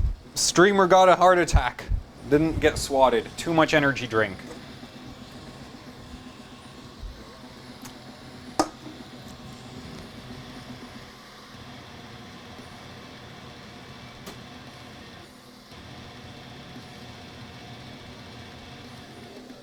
Well, stability's a bit better.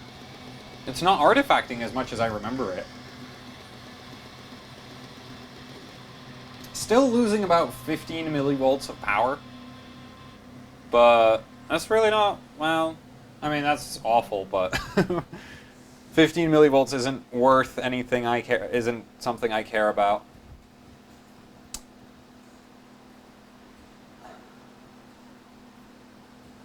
Also, the really cool thing is, because the card is now, well, I don't actually think this card ever had a power limit. I don't think I don't think the voltage controller on it is smart enough to measure how much power is going through the VRM. Yeah, but if you did it on something a bit smarter, then actually this removes your power limit, because the card doesn't have a way of measuring the power going through the RX 480 VRM. Though I kind of suspect that the RX 480 VRM might have a built-in power limit. Not that the GT 730 could hit it, but if I put it on something bigger, that might be something I'd have to actually worry about.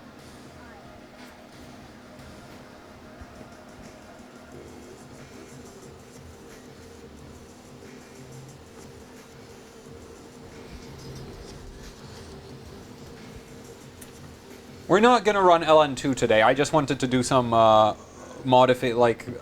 physical mods, and at this point, yeah, LN2 will be Saturday with this poor unfortunate. Whoa, 57K. All right, I overclocked the memory a bit more. That's probably why that happened. This thing will. The thing about the GT 730 is it has a 64-bit memory bus. It is extremely memory bottlenecked. But unfortunately, I have the 2 GB card, and unfortunately the 2 GB cards clock worse than the 1 GB cards on the memory clock. But we shall see. So now we're at 1400 megahertz memory. Hopefully it won't crash. When I was talking to MLLR, KLLR from Overclock.net, he said that he tested a bunch of GT 730s, and the 2 gig cards were only good for around 1300 memory. But I don't know, this is doing 1400 easy.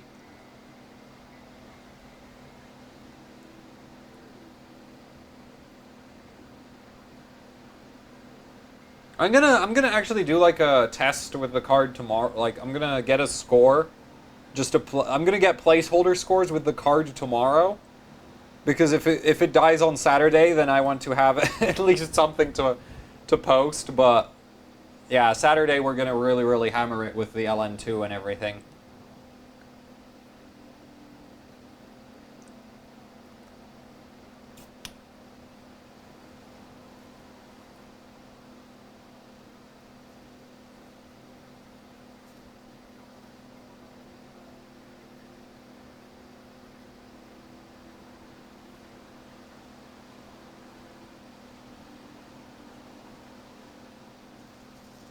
You see, the current best GT 730 on the leaderboard is doing 2 GHz core clock and 1600 MHz memory. So 1400 MHz memory is a problem. It's a very real problem for me. But yeah, and I talked to MLLR, KLLR, and apparently even like with more voltage, the memory doesn't scale at all.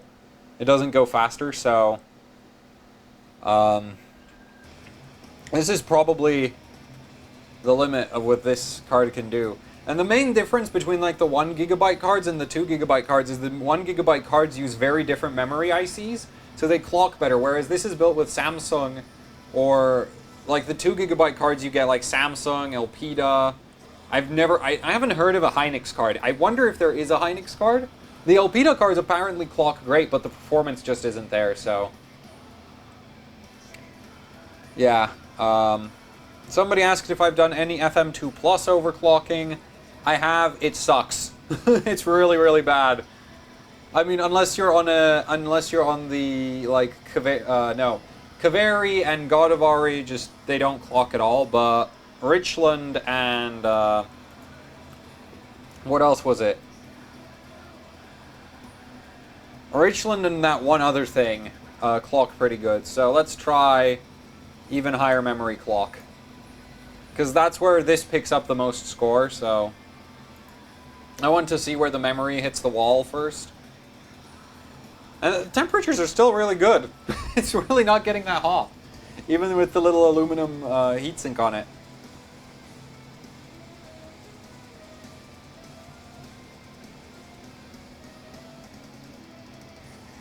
Am I excited for the Vega cards? Yes. Because I'll finally be able to bench Firestrike and not get a terrible score on an AMD card. I mean, the Fury X's were, you know, yeah, they were slower than the 980 Ti in Firestrike. But it wasn't a catastrophe. It wasn't like getting slaughtered. And now it's like the RX 480 is slower than a Fury X, so there hasn't been like a high-end AMD card worth benchmarking for 3D Mark at all. Like, I think even the GTX 1070 even the GTX 1070 I have is probably better for Firestrike than actually no, it's not probably, it's definitely better for Firestrike than the Fury X is. So, yeah. Does the GT 730 cold bug? Apparently it doesn't work very well below minus 80 degrees. So, yeah. But I'm not too concerned about that because, well, I mean, I'm on the Raptor 4. How much did my Fury X score in Firestrike? My best Fury X with tessellation, like hardware bought legal score, best was like 20K or 21K GPU. And it's not an outright cold bug. It's cold slow below minus 80 here on the GT 730. But yeah, the best Fury X score with like hardware bought legal was like 20 something K for graphics, and not overall. Overall was better or worse, or I don't know. And then with tessellation turned on and like 3D Mark legal, it would have been like 17,500 points. Something like that. Yeah, 17,500. Will be pretty difficult with this little... What? No, dosing the LN2 will be extremely easy. Because I'm using this thing.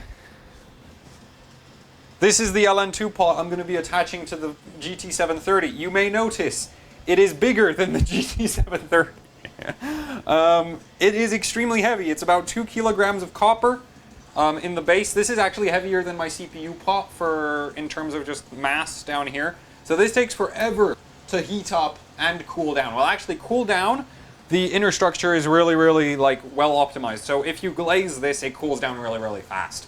But without it won't heat up very fast. So basically I'll pull it down to minus 79, and then I don't have to do anything for basically the entirety of 3D Mark, because this card doesn't put enough heat to warm this up.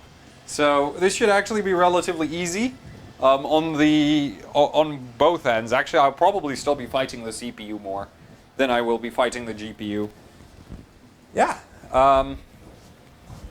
The problem is that LN2 pot mounts. It has a square mounting pattern. This has rectangular screw holes. So the mounting on this will be extremely, extremely wonky, and it's gonna.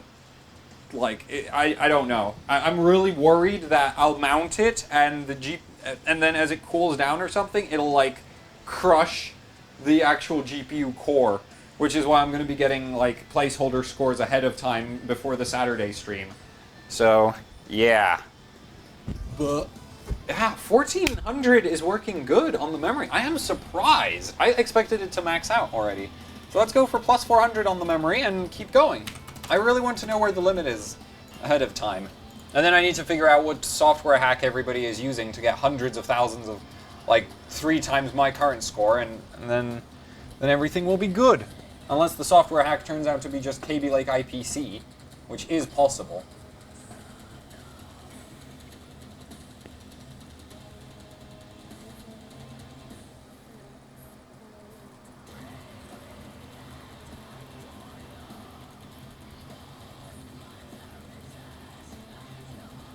Yeah, no, I'm not going to be mounting the LN2 pot today. I mean, I've already checked that I can sort of mount it, but I'm not going to run it with the LN2 pot. That's for Saturday. I want this card working.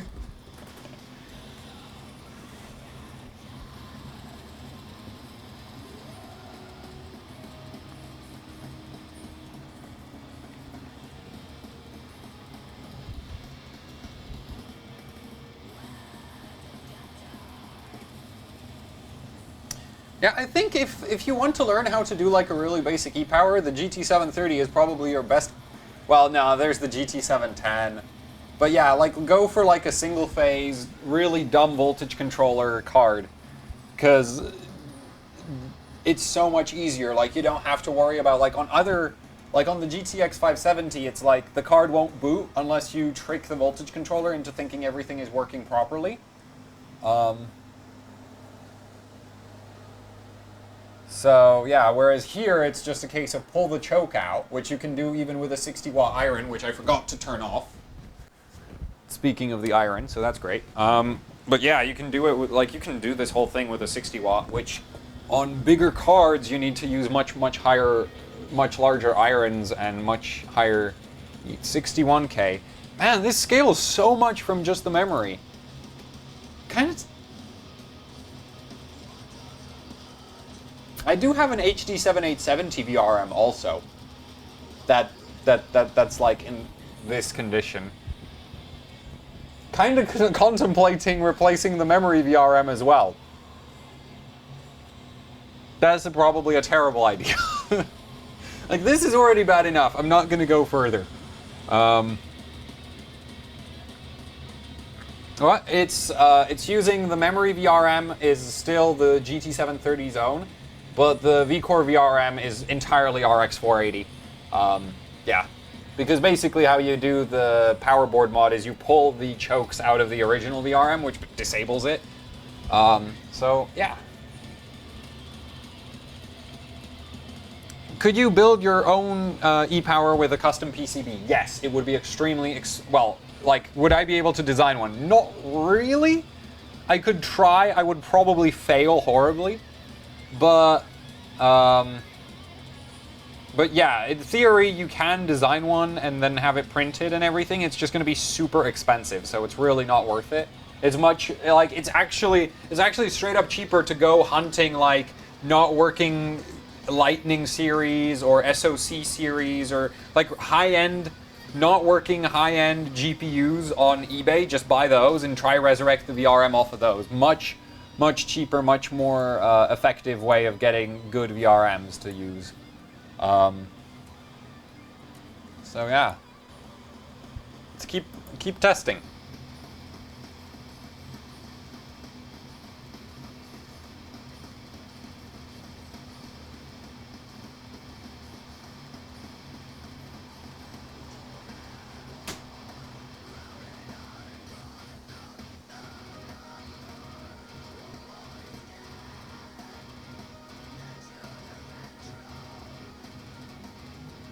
I'm surprised how... Wait, let's see if I can just crank up the voltage and... Yeah, you can actually see the artifacts decreasing as I raise the voltage, but that's 1.5 volts there. So, that was a lot that I just gave it. I could make a semi-custom. What do you mean by, like, a semi-custom? Because the moment I need to get PCBs printed, it's going to be expensive as hell. That's the main problem. How is it not crashing? This is normal. I'm surprised that everybody is so, like, I'm honestly surprised that people are surprised that this isn't crashing with all these artifacts. Because I remember benchmarking, like, one of the first cards I seriously benchmarked was like an HD, no, it was the R9 290X. And I remember running Unigine Heaven, and you basically couldn't tell that it was actually running Heaven because there was just artifacts across the entire screen. But, you know, 4 minutes later I got a score.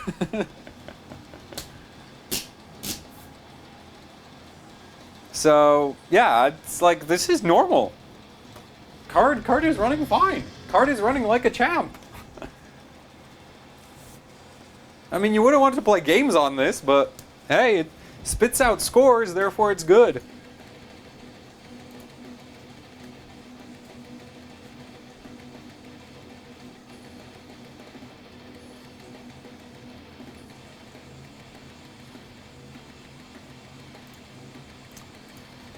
Okay.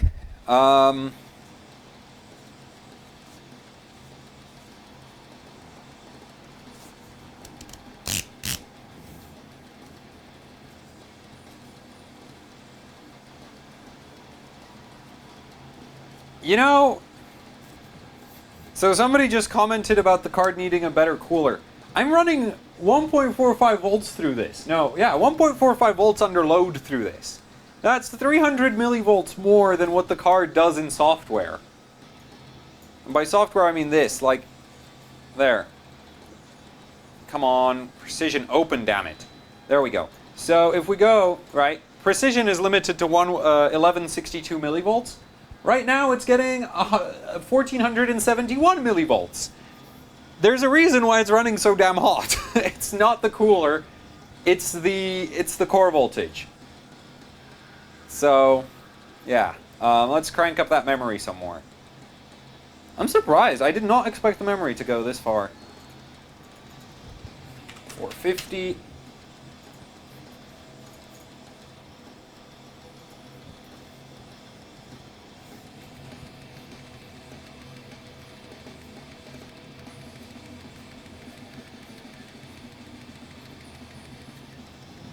No, I'm not doing the memory VRM changed. I'm not replacing the memory VRM. I mean, I can't even get under the... I can't even get to the choke with the soldering iron any longer. I might just volt mod the memory VRM. It's really like, there's no point... Like, the 7970 VRM is even more painful to attach than the 480 VRM. So, yeah, I'm not doing that. That is way too...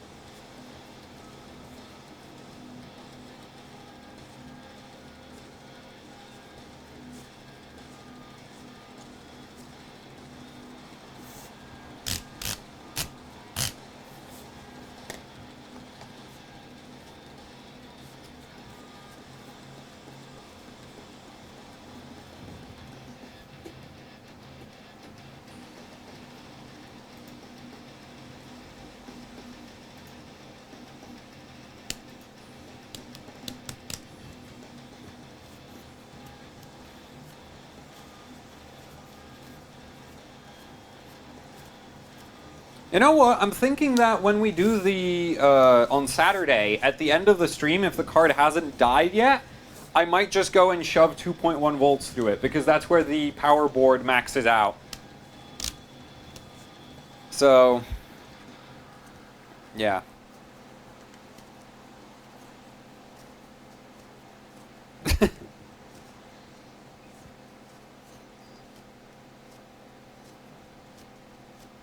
Actually, yeah, it's like 2.15 volts is the absolute maximum I can shove through the RX 480 VRM.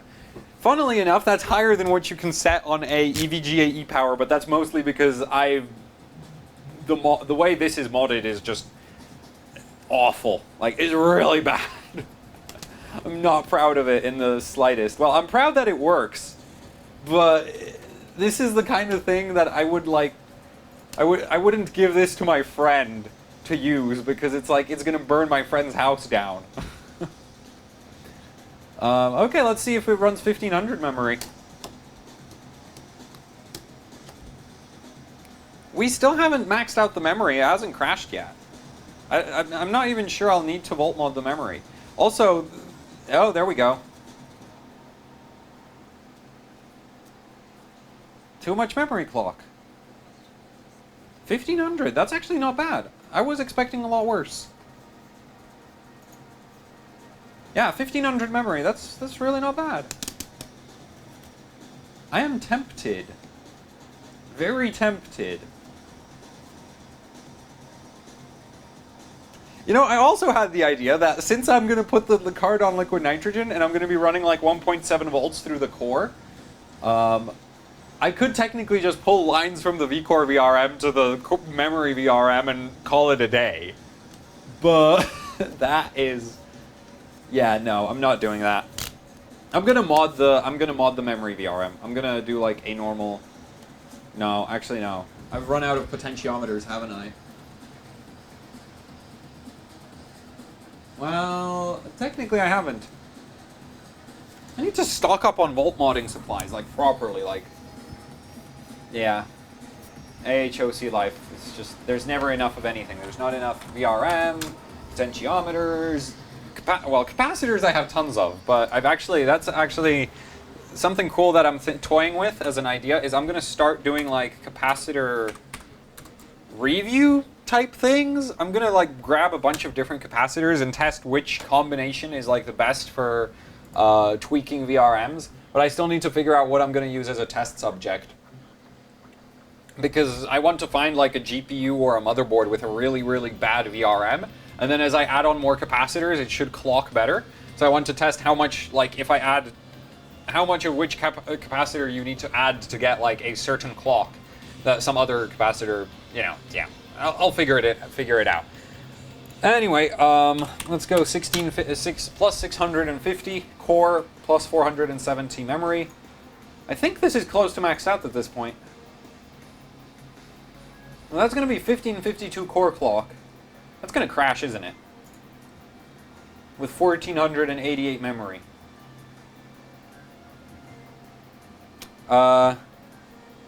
What's the ASIC on this? I'll check. I'm lucky. My card really doesn't have bad memory.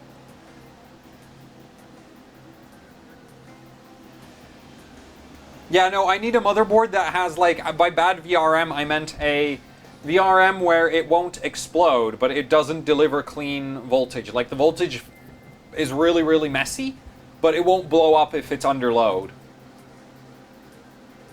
Especially because once you add the extra capacitors, it actually lowers VRM efficiency even further, so it would pull even more power. Whoa, we're now artifacting on the loading screen. This is, like, this card is not doing good. It's 1.45 volts. This really isn't the best of this really isn't a great GT730. Oh well. Hopefully once I shove liquid nitrogen and way more voltage through it, it'll still do 2 gigahertz. That's really the only concern I have. It has to do 2 gigahertz.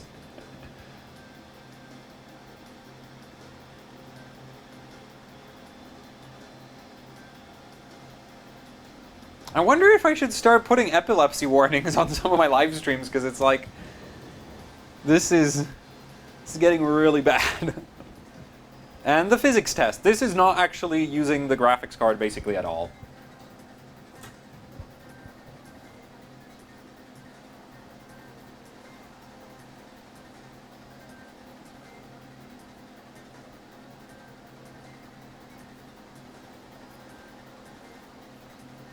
Is it artifacting? It's artifacting because I'm running it at too high clock for the voltage. That is interesting. The score sucks. Why does it suck? Whatever. You know what? I'll write down the settings and we'll restart it and see how it does off of a fresh run, because it just... benchmarks are weird. If you crash them a few times, they sometimes score lower. And so I want to run 1552 by 1480. That's what we're going for. So let's restart it and see if we can get a good score after a restart.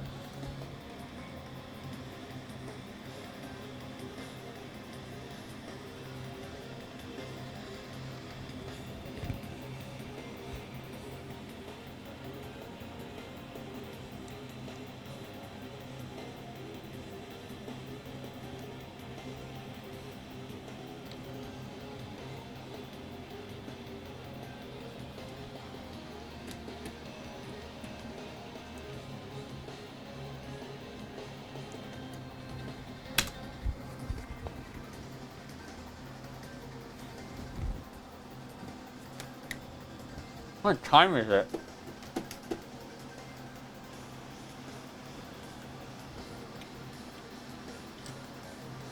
How did I get started with hardcore overclocking? Once upon a time, I saw a post on the ROG website about Der Bauer hitting 5.7 gigahertz on a 3960X, or something like that. And right there and then I decided, this is freaking awesome, I need to do this too. And that's pretty much how I started it.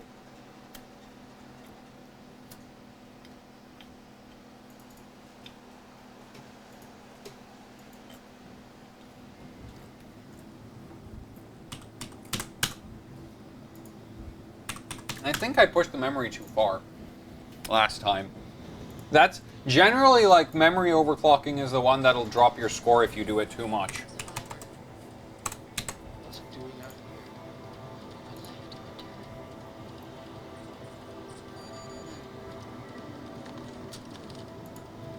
Oh, right, Afterburner is in stupid mode, which means it's reading twice the memory clock that we're actually... Right, yeah, okay. I want 440. Yeah, okay, let's run that. Any new info on the 360mm AIO? They're coming. All the AIO stuff is coming, it's just in the future. Should have it next week. Don't include demo, let's run.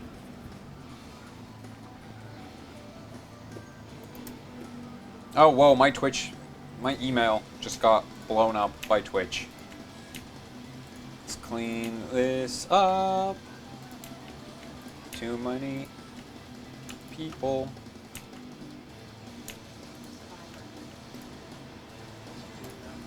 There we go.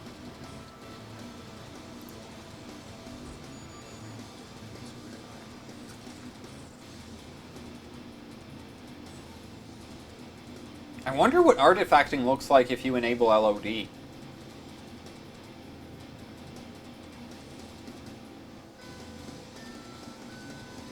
I should test that.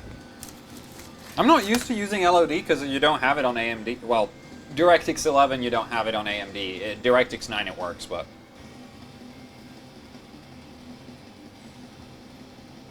Yeah, I'm not sure about if I'm actually Catzilla.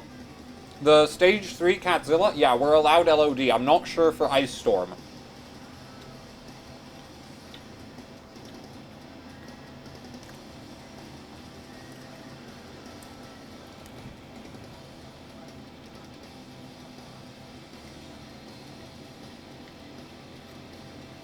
Is it just me, or is the FPS really, really bad?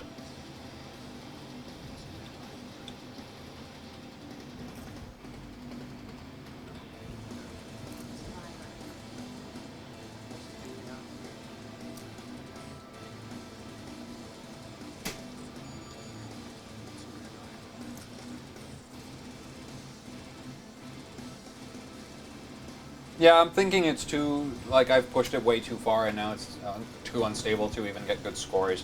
We'll see. I think it's probably core clock at this point. Yeah, it's still scoring like trash. 620, and we'll go back up to 470 because it doesn't look like it was memory. Let's run that. I've pushed it too far. It's just artifacting. Like, it's not stable enough to even get good FPS, so... There's a point at which your artifacting is so bad that it's not worth it.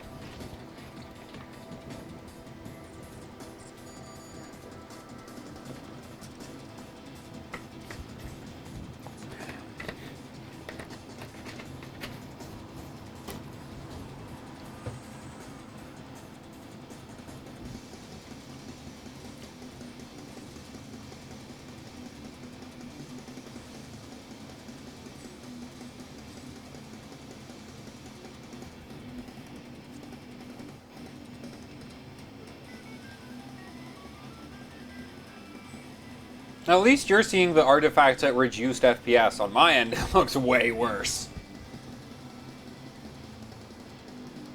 Like, you're getting 30 FPS artifacting. I'm getting 200, like, well, whatever the monitor can do. So, like, 60 FPS artifacting. Yeah, but FPS looks like it might have actually gone up now. And I'm not going to run the physics test, because I just want the GPU score. Ah, there we go, 62K. That is by far the highest today. So let's enable LOD. Where is NVIDIA Inspector? Wait, sensor, no. I have forgotten how to use this. There we go. Okay.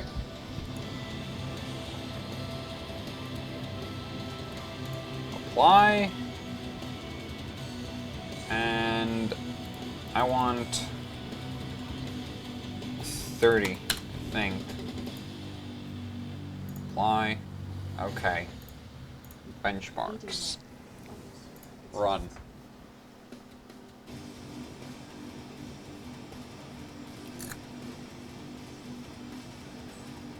Actually, this capture card is about as good as it gets.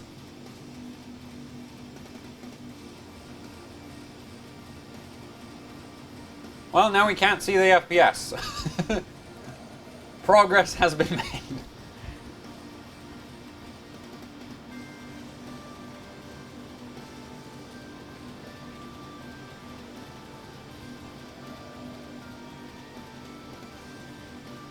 It needs more LOD. If you put the LOD high enough, it'll just do like the whole screen is going to be a solid color. At least that's what happens in Firestrike.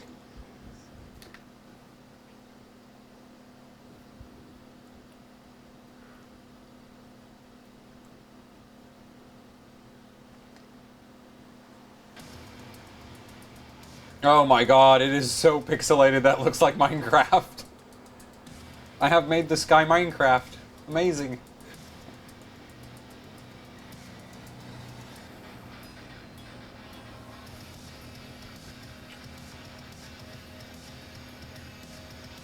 What? Yeah, I can capture 60.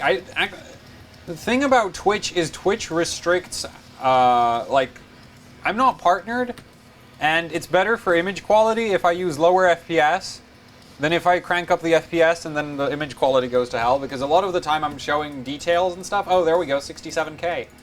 Let's blow that LOD out completely. Because right now it's at 30. Let's go 9,000. I wonder what'll happen if I set 9,000. I wonder if it can set 9,000. Oh, it can set 9,000. Oh, this'll be interesting. I'm prepared to see nothing.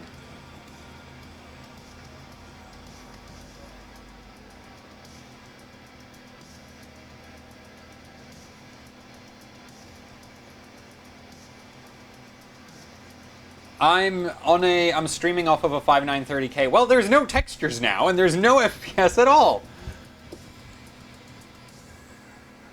This actually...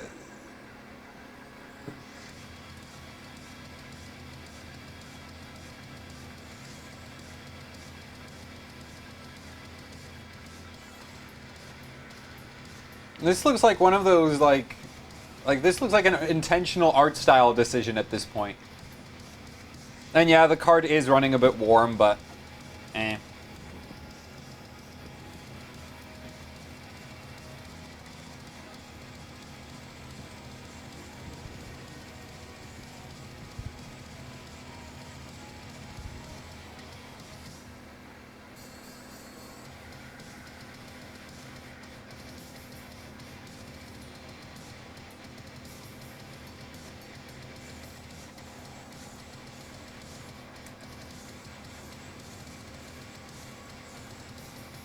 More like Triangle Storm.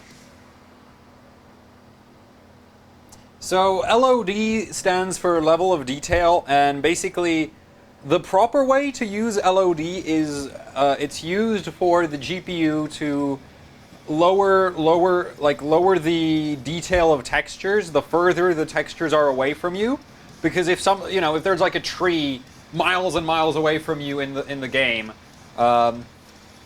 you don't really need to render it at like 4K textures. So level of detail is used to reduce the texture quality. The thing about level of detail and what I've done here is I've basically told the GPU to render everything at terrible, terrible texture quality. So that's how the score went up. There we go, 69,911. Wait, how am I an artist now? Oh, that Play-Doh figures. Okay, so now we're getting 69,000, but for some reason my score is still way lower than everybody else's. Everybody is a cheater. How on earth, like, there has to be something I am completely missing.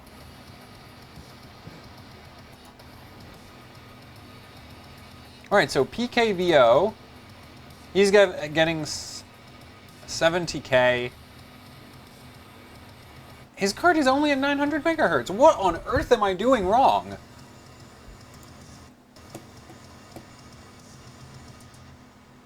There is something that I'm missing.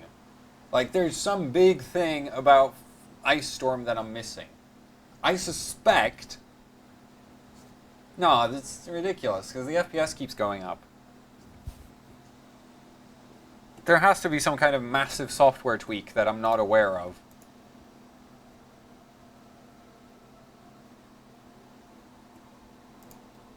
And nobody's going to tell me because we're not in a competition. It's like, guys, I don't know how to get the same score as you. Oh no, this is not good. I have no idea how everybody is outscoring me so hard at so much lower clocks. Am I not running the right version of Ice Storm or something?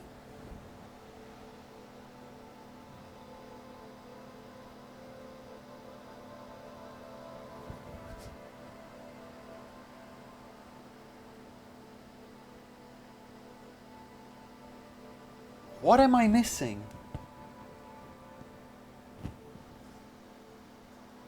I can't think of anything because the LOD, like, 30 LOD was getting 67k. 9,000 is getting 69k. It, like, if I raise it any higher, it's not going to improve that much. The textures are about as blurred as they get.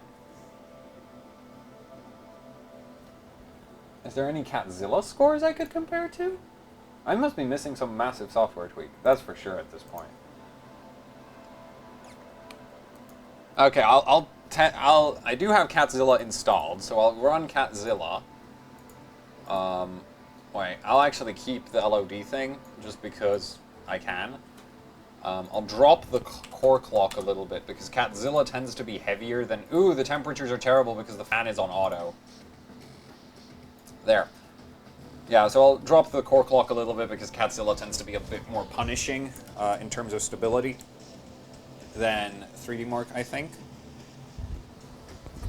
And let's run.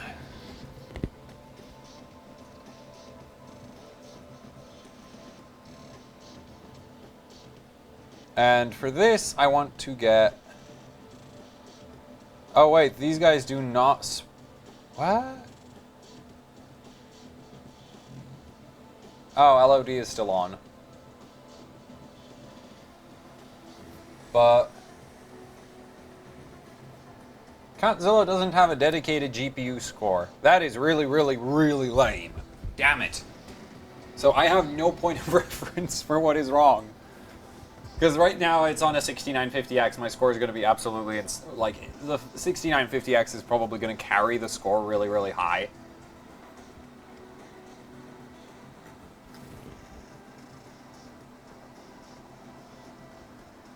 If I was on the i3 at this point, then I'd actually have an idea of what it is supposed to be scoring like, but... That would include completely setting up the i3 system right now. Which I don't want to do.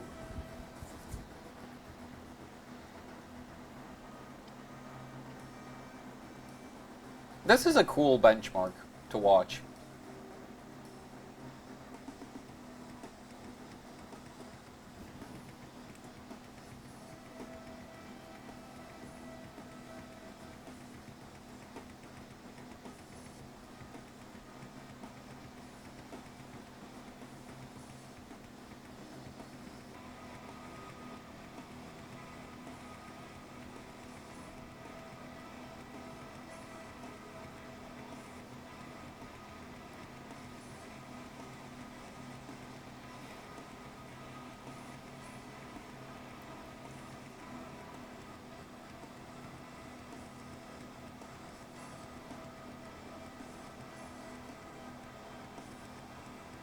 It also makes 0 sense, but that's pretty much normal for benchmarks.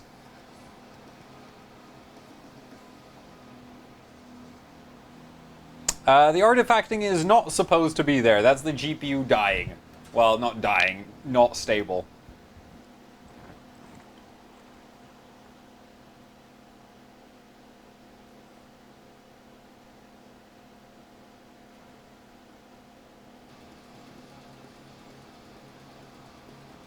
I think that... Okay. Yeah, here's the physics test. Oh man, that is gorgeous. The 6950X, one of the few CPUs that can render those buildings collapsing nicely.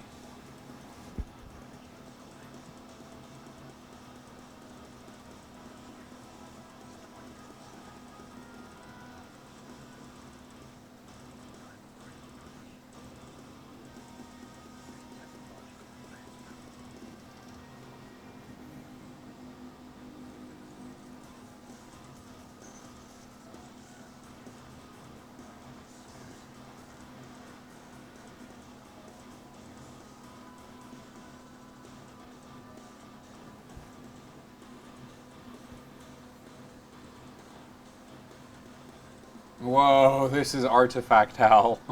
This is the worst so far.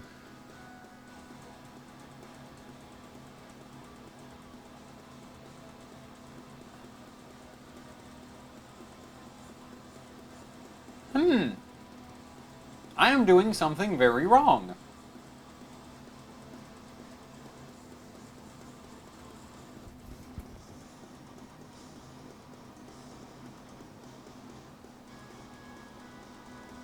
Because my score everywhere is low. Is this not a GT 730?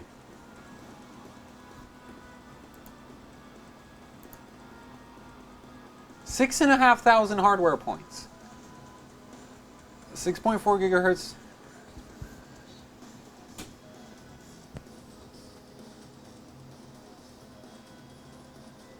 I'm almost I'm not that far behind on clocks.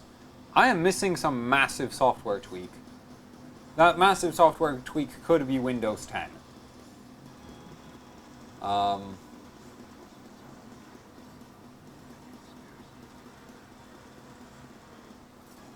I mean, the card works, so that's great. I'll figure out what's wrong with the scores tomorrow, hopefully. But yeah, that's it. I'm gonna call that a day here, because, well, I can't really, I don't want to. I'm done. I'm done for the day. I'm happy that this even runs.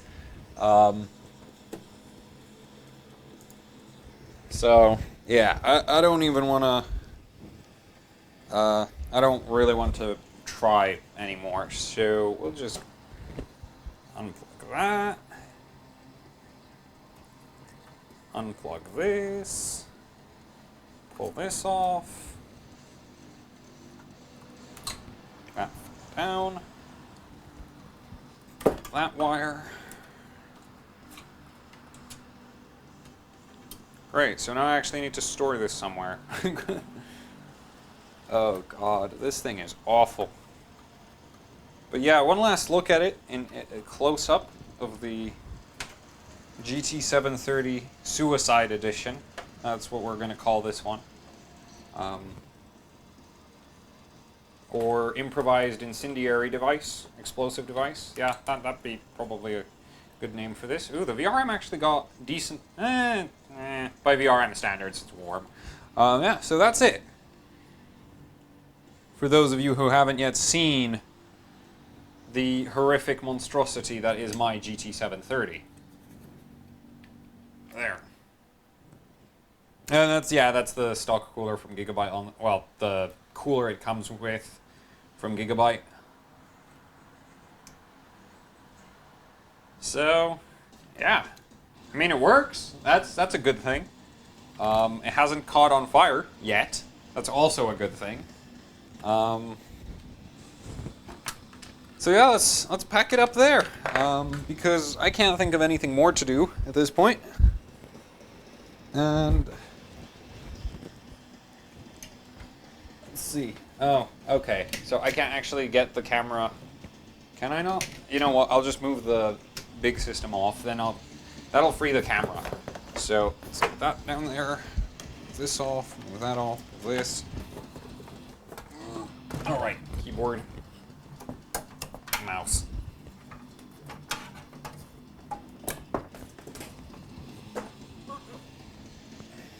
All right, power line.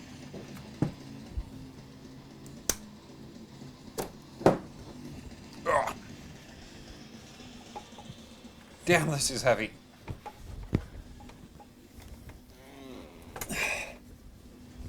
imagine that I want to add another radiator to that. I'm not going to be able to lift it if I keep adding water cooling to that. Okay. Wait. It's caught on a cable. Go. The adventures of the webcam. So yeah. That's it for this stream. I hope you found it entertaining. I don't think you could have found it very educational, because quite frankly, this is how not to do things. But yeah, actually hardcore hour. Good idea for a name. And I am losing my voice by the sounds of it. Though I've improvised epilepsy of the device. That's a good one. That's a good one. There's a really good one there. Come on, I've only had the card for like, it turned up at 2 o'clock today. I've only had the card for 7 hours. You can't be that mean. It's 7 years old. It's a child. It's already being abused like this. So, yeah. That's it. That is, in fact, it for this stream. It will be up on YouTube probably tomorrow. I realized something, right? If I press up, well, actually no, it might end up on today if I press upload, right? As if I'm really bad at scheduling content. If you haven't noticed. So, any plans to enter Challenger Division 4 Round 2? To be completely honest with you, I am not a fan of competition benchmarking for like the OC-esports stuff. And the reason for that is the whole thing that you have to do this benchmark, like right now, it's like I only have until the end of, what month is it? End of May for the Gigabyte competition right now. And the thing is, it's just like, I like to go, I'm really bad at organizing my time, so I like to do, I just like to bench without the time constraints of like, oh, you have to get the card working in 3 days and 15 hours, which is when the stage 2 is finishing, in 3 days and 15 hours, and then stage 3 is finishing in 13 days and 15 hours. So, you know, I'm not a big fan of those time constraints. Not because I actually use my time productively, it's just like I don't like having time constraints, so yeah, so I don't know. Depends on what Challenger Division 4 looks like. But I don't think I'm going to join. What division was I in last time?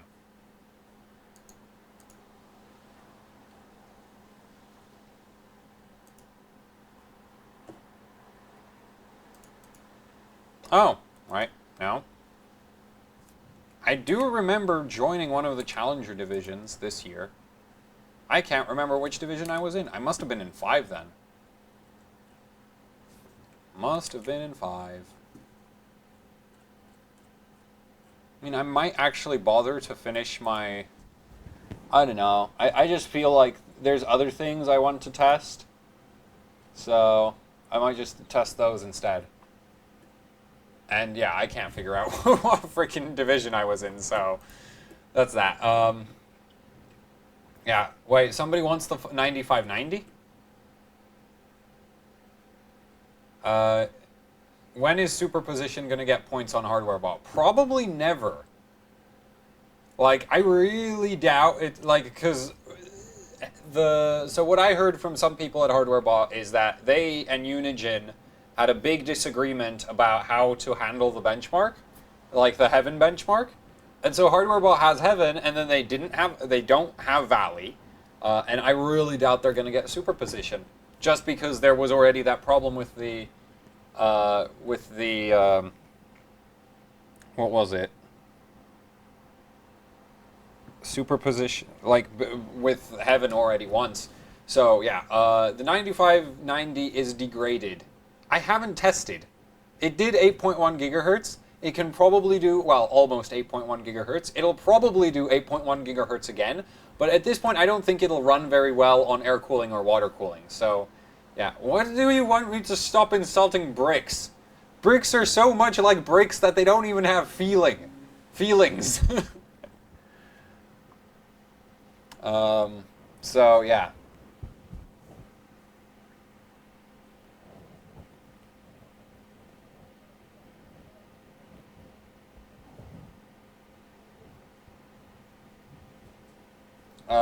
The Lost Sea, that's a very nice 4790K you got there.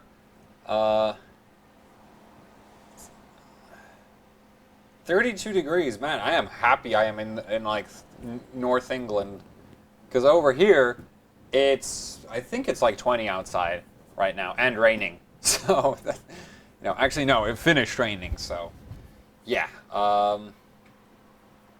That's it. That is it. You know what? Let's end it right here because I'm just going to keep rambling for all eternity. I hope you enjoyed the stream. There's support stuff you can do, like support AHOC down below somewhere. The AHOC junkyard is now a thing. You can basically you can buy my old hardware. And that'll help out to buy more new hardware. And, yeah. There's a Patreon and PayPal and all that. You can also subscribe on the YouTube channel, but though I think most of you are probably here from my YouTube channel. So, yeah. Thanks for watching, and see you on Saturday. Goodbye.